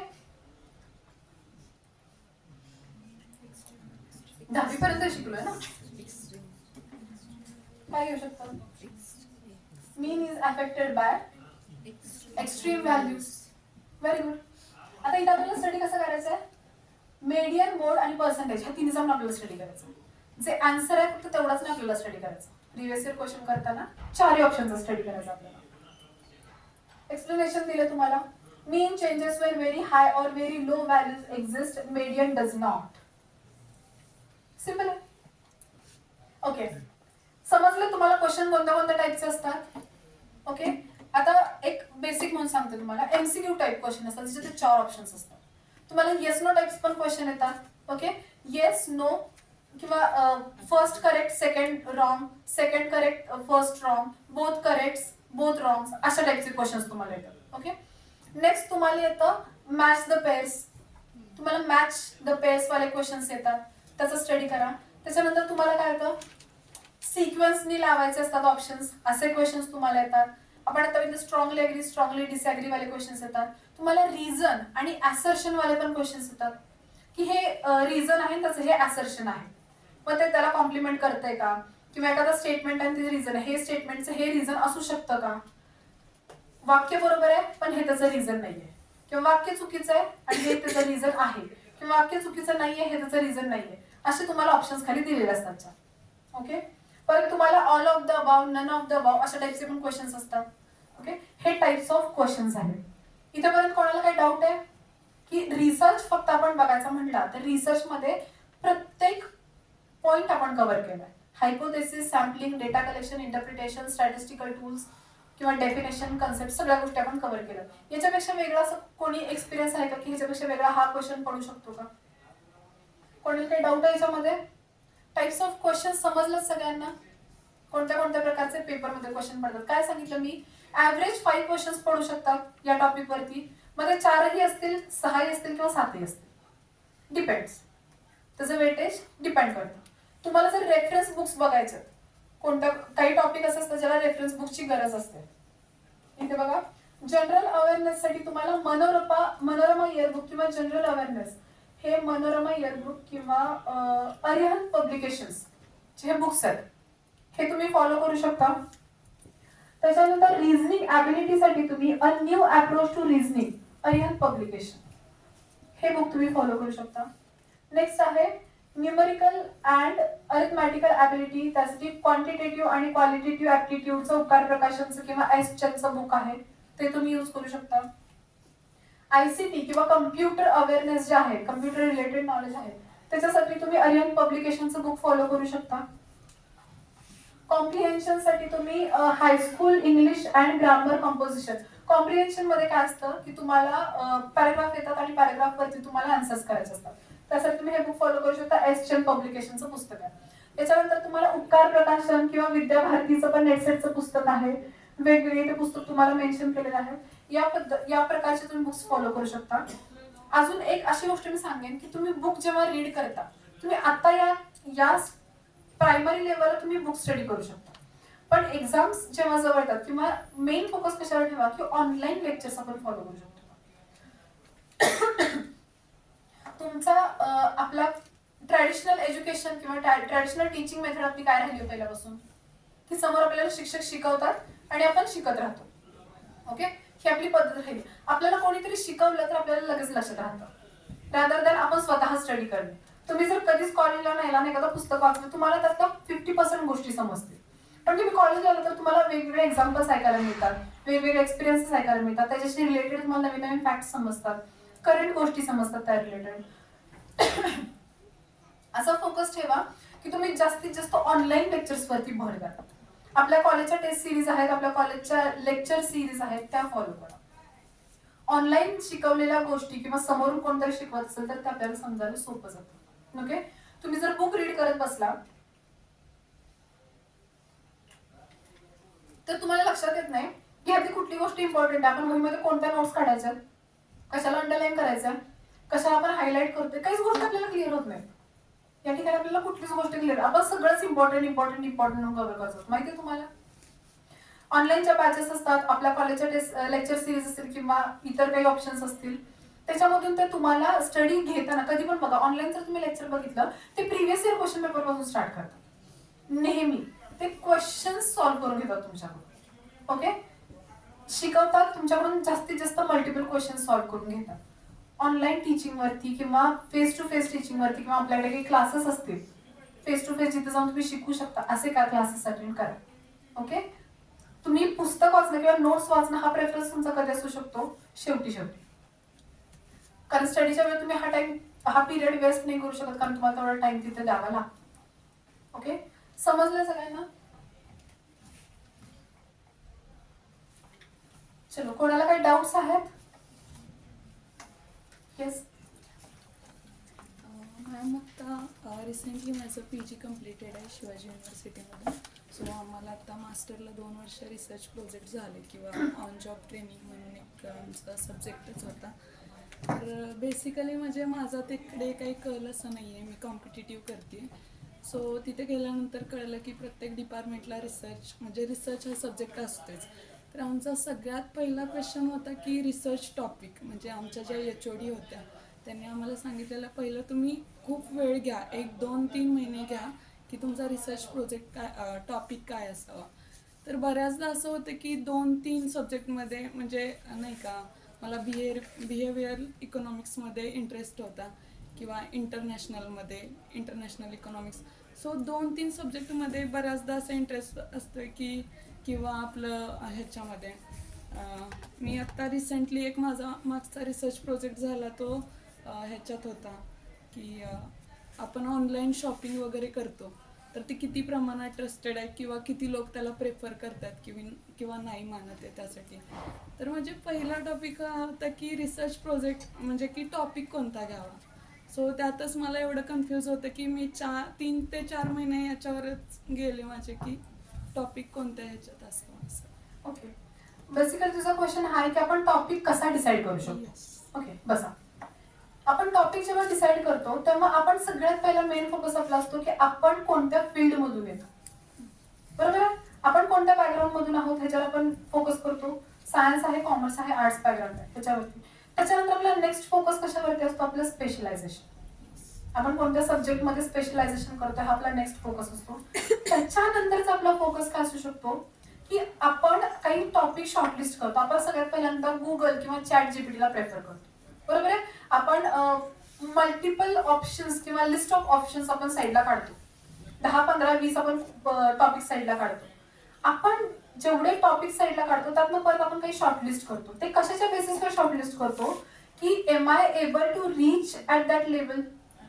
मी तिथपर्यंत पोहोचू शकते का, मी अशा या टॉपिकमध्ये जे माझ्याकडे पॉप्युलेशन येणार आहे किंवा ज्या लोकांवरती ज्या सब्जेक्टवरती मला स्टडी करायचं आहे त्या गोष्टीपर्यंत मी पोहोचू शकते का. आता आता तू बोलता म्हणली की इंटरनॅशनल लेवल काहीतरी इंटरनॅशनल रिलेटेड काहीतरी सब्जेक्ट होता. आता तो जर इंटरनॅशनल लेवलचा सब्जेक्ट आहे, तुम्हाला इथे इन्फॉर्मेशन अवेलेबल आहे, तुमच्या मल्टिपल सोर्सेस मधून तुम्ही जर रिसर्च केला आणि तुम्हाला समजलं की आपल्याला इथे इन्फॉर्मेशन मिळू शकते, तर ते पॉसिबल आहे.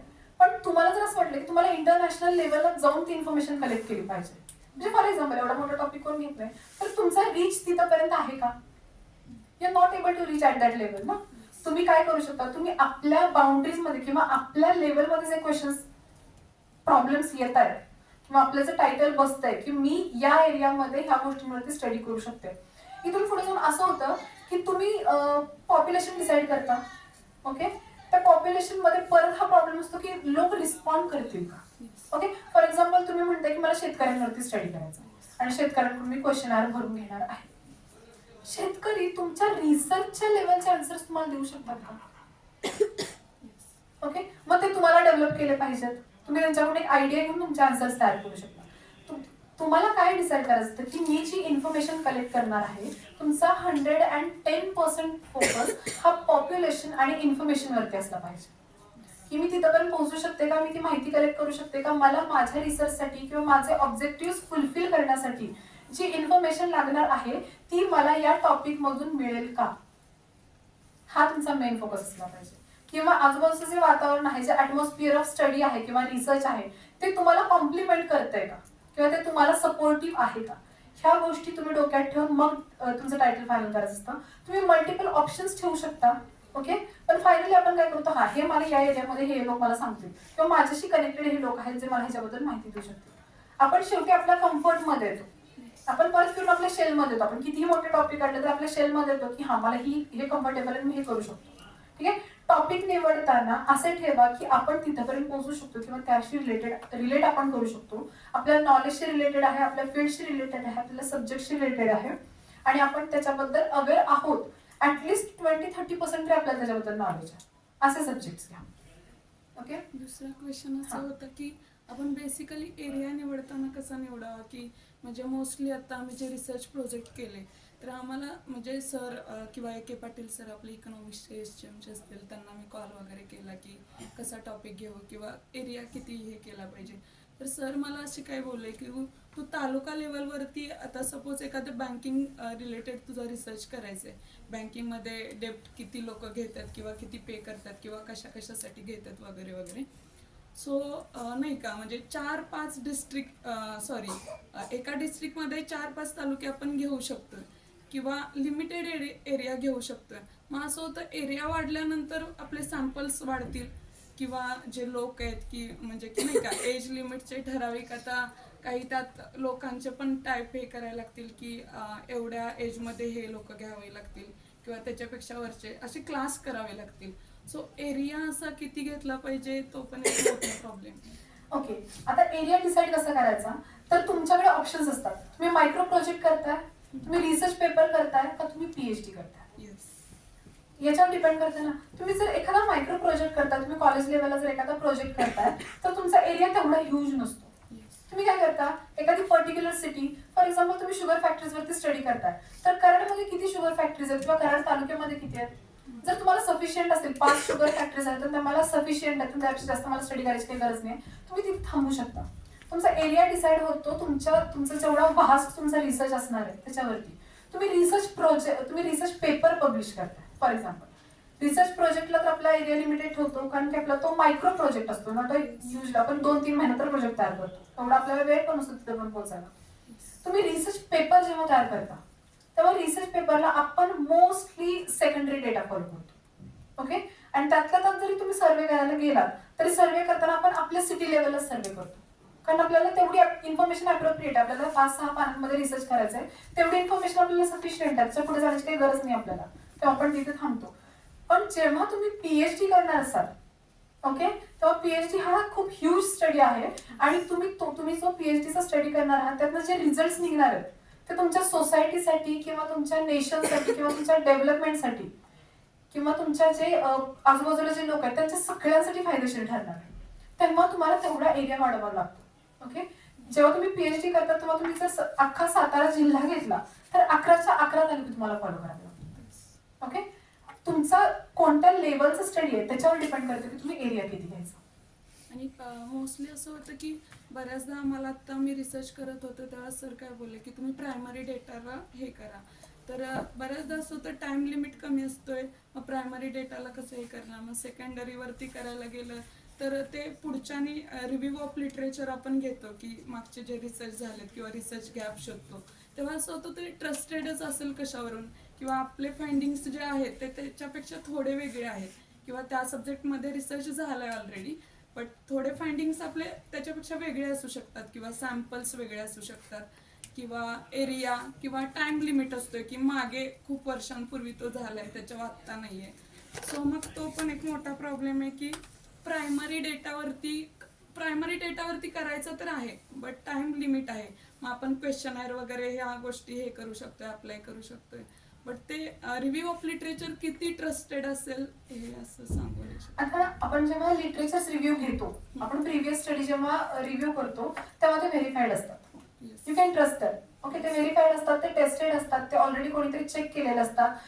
जे ऑथॉरिटीज असतात किंवा जे त्यातले एक्सपर्ट्स आहेत त्यांच्याकडून अप्रूव्ह होऊनच हा रिसर्च पुढे गेलेला आहे, हा असाच पुढे गेलेला नाहीये. ओके, त्याच्यामध्ये त्यांनी किती जेन्युअन रिझल्ट काढले ते त्यांना माहिती. ओके, प्रायमरीवर फोकस करायचा पण टाइम कमी आहे. प्रायमरी मध्ये आपण काय म्हणतो, इंटरव्ह्यूज, शेड्यूल्स, क्वेश्चनर्स आणि अजून काय असतं ऑब्झर्वेशन्स आपण प्रायमरीली कलेक्ट करतो. हे कलेक्ट करत असताना तुम्ही प्रत्येक वेळी असं नसतं की तुम्ही पर्सन टू पर्सन जाऊन त्यांच्याकडून इंटरव्ह्यू घेतला पाहिजे, नॉट नेसेसरी. तुम्ही गुगल फॉर्म्स तयार करा, तुम्ही स्टेटसला ठेवा, तुम्ही मल्टिपल ग्रुप्समध्ये कम्युनिटीजमध्ये स्प्रेड करा, त्यांचे ते तुम्हाला फिल करून देते, तुमच्याकडे रिझल्ट ऑटोमॅटिकली येते, तुम्हाला तिथपर्यंत पोहोचायची पण गरज नाही. तुम्ही फीडबॅक फॉर्म्स प्रिपेअर करा, प्रिंट्स काढा, जाऊन प्रत्येकाला वाटून ठेवा, जेव्हा होईल तेव्हा जाऊन कलेक्ट करा. एका वेळी मल्टिपल लोकांना तुम्ही जसं कव्हर करता येईल याच्यावरती मेन फोकस ठेवा. कारण इंटरव्ह्यू घेत बसला तर तुम्ही एका वेळी एकाच माणसाला अटेंड करू शकता, पण तुम्ही जर ऑनलाईन प्रोसिजर केली किंवा तुम्ही जर प्रिंट्स काढून जर डिस्ट्रीब्यूट केले तर ऍट ए टाइम तुमच्याकडून 100 रिझल्ट कलेक्ट होतात. ओके, आणि मॅम बेसिकली आपण जेव्हा फाइंडिंग्स आपले ठरवतो एखादा रिसर्च करताना की ॲक्च्युली मला त्यातून काय काढायचं आहे, जसं तुम्ही बोलला की नल हायपोथेसिस आणि अल्टरनेटिव्ह हायपोथेसिस. आता बेसिकली नल हायपोथेसिसमध्ये निगेटिव्हिटी असते की तिथे दोन्ही व्हेरिएबल्सचा काही संबंध नसतो, अल्टरनेटिव्हमध्ये काही ना काही संबंध असतोय. तर बऱ्याचदा असं होतं की आपल्याला फाइंडिंग्स वेगळे काढायचे असतात बट आपण एका वेनी असं जातो की म्हणजे दुसरीकडेच भरकटायला होतं की जे ॲक्च्युली आपल्याला नको आहे तरी पण आपण त्या गोष्टी बघत असतोय. तर फाइंडिंग्समध्ये मेन असं की जेव्हा सॅम्पल आपण आपले फाइंडिंग्स किती आहेत किंवा काय आपल्याला रिझल्ट करायचं आहे त्याच्यापेक्षा काहीतरी म्हणजे बाकीचे रिव्ह्यू ऑफ लिटरेचर्स घेऊन की वाटतं की म्हणजे हे पण त्यात केलं पाहिजे का असं. आपण स्टार्टिंगलाच बघितलं की रिसर्च हा एक सिस्टमॅटिक स्टडी आहे. ओके, आपण भरकटतो कधी जेव्हा आपल्याला रूट माहिती नसतो किंवा आपण पॉप्युलेशन, हे बघा प्रत्येक गोष्ट प्री डिफाईन्ड असते. जेव्हा तुम्ही रिसर्च करता तुमचं पॉप्युलेशन ठरलेलं असतं, तुमचे सॅम्पल्स ठरलेले असतात, तुमची क्वेश्चनर ठरलेली असते, तुम्हाला कोणत्या टाईपचा डेटा हवाय ते ठरलेलं असतं. फाइंडिंग्स करताना कसं होतं, आपण जे प्रत्येक डेटाचं अनालिसिस करतो, प्रत्येक चार्ट आणि टेबलवरून आपण नवीन फाइंडिंग शोधत असतो, बरोबर आहे. मग अशी आपण सांगितलं या एज ग्रुपमध्ये एवढे एवढे विद्यार्थ्यांचे इंग्लिश बोलू शकतात, दिस इज आवर डेटा. आपण अनालिसिस केलं 10% लोक इंग्लिश बोलू शकतात, हे आपलं अनालिसिस आहे, हे आपलं फाइंडिंग निघालं. आपण हायपोथेसिस काय सेट केलं की एकही विद्यार्थी इंग्लिश बोलू शकत नाही असंही असू शकेल. ओके, मग आपण हे टेस्ट करतो की असं काही नाहीये, 10% पीपल ऍटलिस्ट इंग्लिशमध्ये आहेत किंवा इंग्लिश बोलू शकतात. स्टडी कधी भरकटतो जेव्हा तुम्ही गोष्टी प्री डिफाईन केलेल्या असतात किंवा तुमचा डेटा जेव्हा एका लेवलला असं म्हणतो की जसं भेटत जाईल तसा डेटा कलेक्ट करतो. म्हणजे आता आपले ठरलेले नाहीत लोक कोण कोण आहेत, हिला पण विचारू तिला पण विचारू, तिनं सांगितलं तर तिला पण विचारू. जेव्हा ही गोष्ट होते तेव्हा तो भरकटण्याचा विषय होतो. ओके, पण मोस्टली आपण जेव्हा हा रिसर्च मायक्रो प्रोजेक्ट म्हणून करत असतो तुमच्या एज्युकेशनमध्ये पोस्ट ग्रॅज्युएशन लेवलला, तेव्हा ह्या गोष्टी होण्याचा चान्सेस जास्त असतात.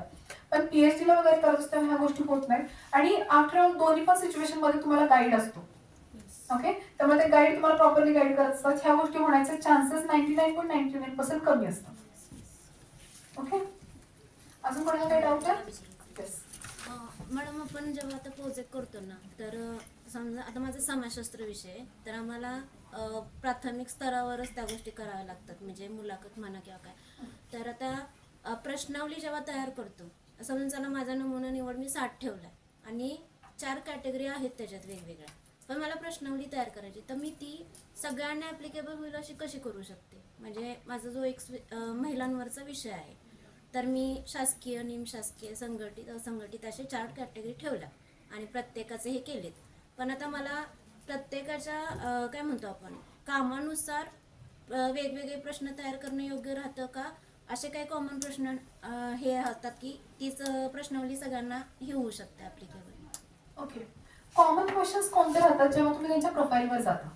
तुम्ही त्यांचं प्रोफाईल जेव्हा स्टडी करता, म्हणजे प्रोफाईल म्हणजे फॉर एक्झाम्पल ते त्यांचं नाव, त्यांचा ऍड्रेस, त्यांचा एज, त्यांचं मंथली किंवा इयरली इन्कम असेल, त्यांच्यावरती responsibilities, family members, personal information जेव्हा तुम्ही घ्यायला जाता, पर्सनल फोकस जेव्हा तुमचा असतो, तेव्हा तुम्ही तिथे कॉमन क्वेश्चन्स ठेवू शकता. पण जेव्हा शासकीय, निमशासकीय किंवा स्वायत्त किंवा प्रायव्हेट वगैरे अशा जेव्हा तुम्ही डिवाइड करायला जाता, तेव्हा त्यांच्या तिथल्या नेचर ऑफ वर्क किंवा नेचर ऑफ त्यांचं कामाचं नेचर किंवा इतर सगळ्या गोष्टी ह्या वेगवेगळ्या ठरतात आणि त्यावेळी तुम्हाला एकसारखे क्वेश्चन्स ठेवणे अप्रोप्रिएट नाही होत त्या ठिकाणी. ओके, तुम्ही जर गव्हर्नमेंट सर्वंटला क्वेश्चन विचारता आणि प्रायव्हेट सेक्टर मधल्या सर्वंटला क्वेश्चन विचारता, तर स्पेसिफिक क्वेश्चन सेम असू शकतात. फॉर एक्झाम्पल सॅलरी, ओके, कामाचं स्वरूप, हे क्वेश्चन सेम असू शकतात. पण तिथून पुढे ते जे काही प्रॉब्लेम फेस करत असतील किंवा ज्या काही गोष्टी असतील त्या क्वेश्चन्स मध्ये तुम्हाला डिव्हिजन करावी लागते. ओके, तुम्ही सेम क्वेश्चन्स प्रत्येक सेक्टरसाठी यूज नाही करू शकत. बेसिक क्वेश्चन्स आहेत ते तुम्ही सेम फॉलो करू शकता, पण जे कॅटेगरी रिलेटेड क्वेश्चन्स आहेत ते तुम्हाला स्पेसिफिकली कॅटेगराईज करावे लागतात. आणि ज्यावेळेला आपण इंटरव्ह्यू घेतो किंवा काय, तर किमान किती हे करावे लागतात? म्हणजे प्रश्नांची जरी फ्रेम तयार करायची झाली तरी म्हणजे आपल्याला पण लिमिटेशन्स असतात ना पुढच्याला विचारताना, तर कमीत कमी किती प्रश्न असले पाहिजेत त्याच्यात? कमीत कमी जास्तीत जास्त असं काही नाहीये. तुम्हाला जेवढा जो डेटा लागणार आहे तो डेटा जोपर्यंत फुलफिल होत नाही तोपर्यंत तुम्ही त्यांना क्वेश्चन करणार. ओके, पण लोकांच्या जर अप्रोप्रिएशन किंवा त्यांच्या टाइम लिमिट प्रमाणे आपण त्यांचा जेवढा वेळ भेटतो त्यात कव्हर करायचं म्हणलं तर ह्यावेळी आपल्याकडे असा ऑप्शन असतो की एखादा व्यक्ती जो पूर्ण फ्री आहे आणि तो 100% आपल्याला माहिती देऊ शकतो निवांत तासन-तास बसून. एखादा व्यक्ती असा जो एवढा वेळ नाही देऊ शकत, पर्टिक्युलर गोष्टी सांगू शकतो, त्यावेळी आपण काय करू शकतो की असेच एक क्वेश्चन ज्याची इन्फॉर्मेशन फक्त त्याच व्यक्तीकडून मिळू शकते तेवढे क्वेश्चन्स कव्हर करू शकतो, बाकीचं आपण फिल करू शकतो. ओके, वेळ भेटतोय तर आपण सगळे क्वेश्चन्स कव्हर करू शकतो. लिमिट असं नाहीये, तुमचा डेटा जोपर्यंत फुलफिल होत नाही, तुम्ही जोपर्यंत तुमचा सॅटिस्फॅक्टरी डेटा तुम्हाला मिळत नाही तोपर्यंत तुम्ही त्यांना क्वेश्चन्स किंवा तेवढी क्वेश्चन्स तुम्ही अरेंज करू शकता. त्यामध्ये असं पण असू शकते ना की कमी सॅम्पल्स असतील तर आपण एक्स्ट्रा क्वेश्चन्स घेऊ शकतो. नाही नाही, असं नाही असू शकत. सॅम्पल्स कमी असले तरी प्रत्येक व्यक्तीला तुम्ही क्वेश्चन करणार आहे ना, मग तुम्ही क्वेश्चन्स का वाढवा? तर तेवढी हवीच हा, सॅम्पल कमी आहे, लोक कमी आहेत, पण क्वेश्चन तुम्ही जास्त नाही वाढवू शकत. असं नाही, 10 लोक असले तरी तुम्ही तेवढेच क्वेश्चन विचारू शकता, कारण पर्टिक्युलरली आपण क्वेश्चन विचारणार. 100 लोक असले तरी आपण तेवढेच क्वेश्चन विचारू शकतो. बेसिकली 4-5 आपण हे करतो तेव्हा आपला केस स्टडी होतो तो, ना की रिसर्च होतो. हा, जेव्हा आपण पर्टिक्युलर इन्स्टिट्यूशन किंवा एखाद्या सेक्टरवरती, समजा आपण मायक्रो सेक्टर घेतलं, आपण फक्त मायक्रो सेक्टरवर स्टडी करतो, आपण केस स्टडी करतो त्याच्यावरती. ओके, तर तो केस स्टडी करताना लिमिटेशन पडू शकतं क्वेश्चनचं, कारण की आपल्याला कॉमन गोष्टी, कॉमन फॅक्ट्स एकत्र करायच्या आहेत त्यांच्या, त्यामुळे आपण क्वेश्चन सेव्ह करून आपण टाइम सेव्ह करू शकतो. पण जेव्हा तुम्ही सर्वेला जाता तेव्हा मल्टिपल व्हरायटी किंवा व्हरायटी ऑफ लोकांशी तुमचा सामना होतो. प्रत्येकाचे रिस्पॉन्सेस, प्रत्येकाचे एक्सपिरियन्सेस, प्रत्येकाची लाईफस्टाईल आणि प्रत्येकाचं नॉलेज ह्याच्यामध्ये डिफरन्सेस असतात. त्याच्याप्रमाणे तुम्ही क्वेश्चन सेट करू शकता जे प्रत्येकाला अप्रोप्रिएट आणि ऍप्लिकेबल होतील असेल. आणि अजून एक म्हणजे आपण आता जेव्हा डेटा कलेक्शन करणार आहोत म्हणजे प्रश्नावली किंवा बाकीच्या माध्यमातून, आणि त्याच्यासाठी आपण जे संदर्भ घेतलेलं असतं साहित्य, म्हणजे आधीचे जे रिसर्च झालं, तर रिसर्च अनेक झालेले असतात, पण आपण त्यातले समजून जरा 5-6, तर म्हणजे प्रोजेक्ट वाईज झालं, ते आमचा 150 मार्काचा प्रोजेक्ट आहे, तर मी एक 5-6 घेतलेले आहेत त्याचे. तर त्यांचा आपण अभ्यास करताना कसा करायचा, म्हणजे तो मागचे जे रिसर्चर आहेत ते आणि आपण ज्या वेळेला आता माहिती संकलित करू आणि आपला अभ्यास जेव्हा चालू करू, दोन्हीमध्ये पण एक हे पाहिजे ना की बाबा ह्यांनी केलेला वे आपल्याला कळला पाहिजे. तर तो कसा आपल्याला कळणार की आपण योग्य दिशेने चाललोय का? आता रिव्ह्यू ऑफ लिटरेचर म्हणजे हेच आहे. रिव्ह्यू ऑफ लिटरेचर मध्ये काय आहे की तुम्ही प्रिव्हियस स्टडीज रीड करताय, एखाद्या व्यक्तीने केला आणि त्याच्यावरून तुम्ही तुमचा रूट शोधताय किंवा ते समजून घेऊन तुम्ही त्या प्रकारे तुमचा स्टडी करताय. याच्यामध्ये आपण सगळ्यात पहिला फोकस कशावर असतो? आपण टायटल चेक करतो, त्याच्यानंतर आपण ऑब्जेक्टिव्ह चेक करतो. आपण काय सगळी थिअरी वाचत बसत नाही. टायटल आपण बघतो की आपण ऑब्जेक्टिव्ह बघतो की त्यांनी काय ऑब्जेक्टिव्ह सेट केलं, म्हणजे त्यांना त्यांच्या टायटल मधून काय साध्य करायचं. ऑब्जेक्टिव्ह बघितले, हायपोथेसिस बघतो. त्याच्यानंतर आपण काय करतो की डेटा कलेक्शन किंवा रिसर्च मेथडॉलॉजी फोकस करतो की त्यांनी डेटा कोणत्या कोणत्या मेथड्सनी कलेक्ट केलाय, त्यांनी कोणकोणते प्रोसिजर्स यूज केल्या, त्यांनी पॅरामीटर्स काय सेट केल्या, त्यांनी स्टॅटिस्टिकल काय टूल्स अँड टेक्निक्स यूज केल्या, हे आपण बघतो. त्याच्यानंतर आपण काय बघतो, त्यांनी अनालिसिस करताना ग्राफिकल मोड मध्ये केलंय किंवा टेबल फॉर्म मध्ये केलंय, ट्री डायग्राम मध्ये त्यांनी प्रेझेंटेशन केलंय, हे आपण बघतो. तिथून पुढे आपण काय बघतो की ह्यांचे फाइंडिंग्स काय निघाले. त्यांनी जर सांगली जिल्ह्यावरती केलं तर त्यांचे फाइंडिंग्स काय निघाले, किती पॉझिटिव्ह फाइंडिंग्स आहेत, निगेटिव्ह फाइंडिंग्स आहेत. मग आपण सातारा जिल्ह्याला तोच सेम फॉर्म्युला अप्लाय करायचा असेल तर आपण कसं करू शकतो. आपण मेन गोष्टींचा फोकस करतो, title, objective, hypothesis, research methodology. त्याच्यामध्ये आपण डेटा कलेक्शनच्या मेथड्स वगैरे सगळं बघतो. त्याच्यानंतर डेटा अनालिसिस कसं केलेलं आहे आणि फाइंडिंग, सजेशन, कन्क्लुजन, एवढ्या गोष्टींवरती फोकस असतो. बाकी थिअरॉटिकल मध्ये किंवा प्रत्येक युनिट आपण एवढं ते बघायची गरज पण नसते. आणि रिव्ह्यू आपण जेव्हा लिहितो तेव्हा आपण काय करतो, त्यांच्या अख्ख्या रिसर्चचा आपण सारांश लिहितो की ह्या व्यक्तीनं असे असे ऑब्जेक्टिव्ह सेट करून त्याच्यावरून हा हा रिझल्ट काढलेला आहे. That's it. This is your review. तुम्ही स्वतःचा रिव्ह्यू देता. Okay, thank you. बेसिकली मला असं म्हणजे रिसर्च करताना आढळून आलं की आता मी ते ऑनलाईन शॉपिंग वरती केला तर जेव्हा आपण त्याला पॉझिटिव्ह वेने बघतोय ना तर फाइंडिंग्स पण आपल्याला पॉझिटिव्ह असे सापडते. तर म्हणजे त्याच्यात असं निगेटिव्ह अप्रोचेस आपण दोन्ही ठेवावे लागतात. आपण स्टडी करतो, टायटलवर डिपेंड करतं. तू टायटल जर पॉझिटिव्ह अप्रोचेस ठेवलेस तर तू पॉझिटिव्हच गोष्टी फॉलो करायच्या असतात.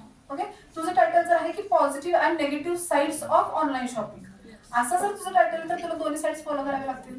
तू फक्त negative sides of online shopping म्हणतेस तर फक्त निगेटिव्हवर फोकस करावा लागतो. It depends on your topic. तू टॉपिक काय ठेवतेस त्याच्यावर डिपेंड करतं तुला कोणता आस्पेक्ट. 2 मिनिटात संपवतो. 2 मिनिटात नाही, आता नाही वेळ घ्या जरा लास्ट प्लीज डू का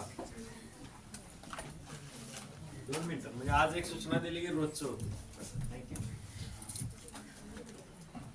आज मी पहिला दिवस आहे म्हणून गप बसलो. लक्षात ठेवा की आपण 12:30 वाजता संपवायचंच आहे, कारण का काही लोकांची वर्ग आत्ता सुरू होतं, तिथं लेक्चरला जायला उशीर होतो. त्यामुळे तुम्ही कंट्रोल करायचं आणि कोणत्याही परिस्थितीमध्ये 12:30 वाजता मध्ये क्लिअरच थांबवायचंच. जर एखादं प्राध्यापक बोलत राहिले तर त्यांना तुम्ही सांगायचं मॅडम 12:30 वाजता किंवा सर 12:30 वाजता थांबायचं. ओके, आता हे यासाठी इथले प्राध्यापक आहेत की त्यांना आपण कधीही कॉन्टॅक्ट करू शकतो. झालं. आणि हा जो टॉपिक आहे हा अनस्टॉपेबल, थांबत नाही, संपत नाही आणि याची उत्तरं देऊ शकत नाही. तिसरा मुद्दा हा की प्रज्ञा मॅडम एवढ्या स्ट्रॉंगली का बोलू शकतात, कारण ते आता सेट पास आहे. तेवढी जबाबदारीच पडते की आता मला याचं उत्तर द्यावंच लागेल. हे जर निकाल लागायच्या आधी विचारलं असता की तू कुठला विषय आहे, इकॉनॉमिक्स आहे ना, तर त्या सरांना विचारून बघ, आमच्या कॉमर्सला असं नसतं, असं म्हटले असतं. पण हा कॉन्फिडन्स येतो ना तर परीक्षा पास झाल्यानंतरच येतो. खूप छान. मी बी जरासं जुगलबंदी चालू दे म्हटलं असतं, कारण याच्यामध्ये बरेच जे प्रश्न होते ते तुमच्या गाईडशी रिलेटेड होते. तुम्ही गाईडनं या गोष्टी विचारायला पाहिजे होत्या. पण प्रज्ञा मॅडम इतकं छान उत्तर द्यायला लागलेत, मला थांबू वाटलं नाही. पण आता वेळ खूपच पुढे गेला, काहींना भुका लागलेल्या आहेत आणि काहींचा तास बुडतोय. तर होऊ नये एवढ्या याच्यामधून ही त्यांची पहिली इनिंग आहे, सक्सेस झालेली आहे असं आपण डिक्लेअर करू. त्यांचं आपलं पहिलं पान उघडलं पीपीटी.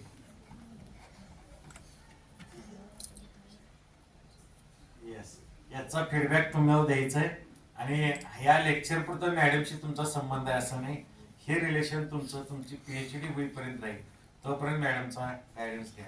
चांगल्या मैत्रिणी आहेत, मोठी बहीण आहे. याच्यामध्ये येऊन लेक्चर देऊन गायडन्स दिल्याबद्दल धन्यवाद देतो, त्यांचे आभार मानतो. महाविद्यालयाच्या वतीनं त्यांना एक लेटर देतो, त्यांनी आभार विनंती.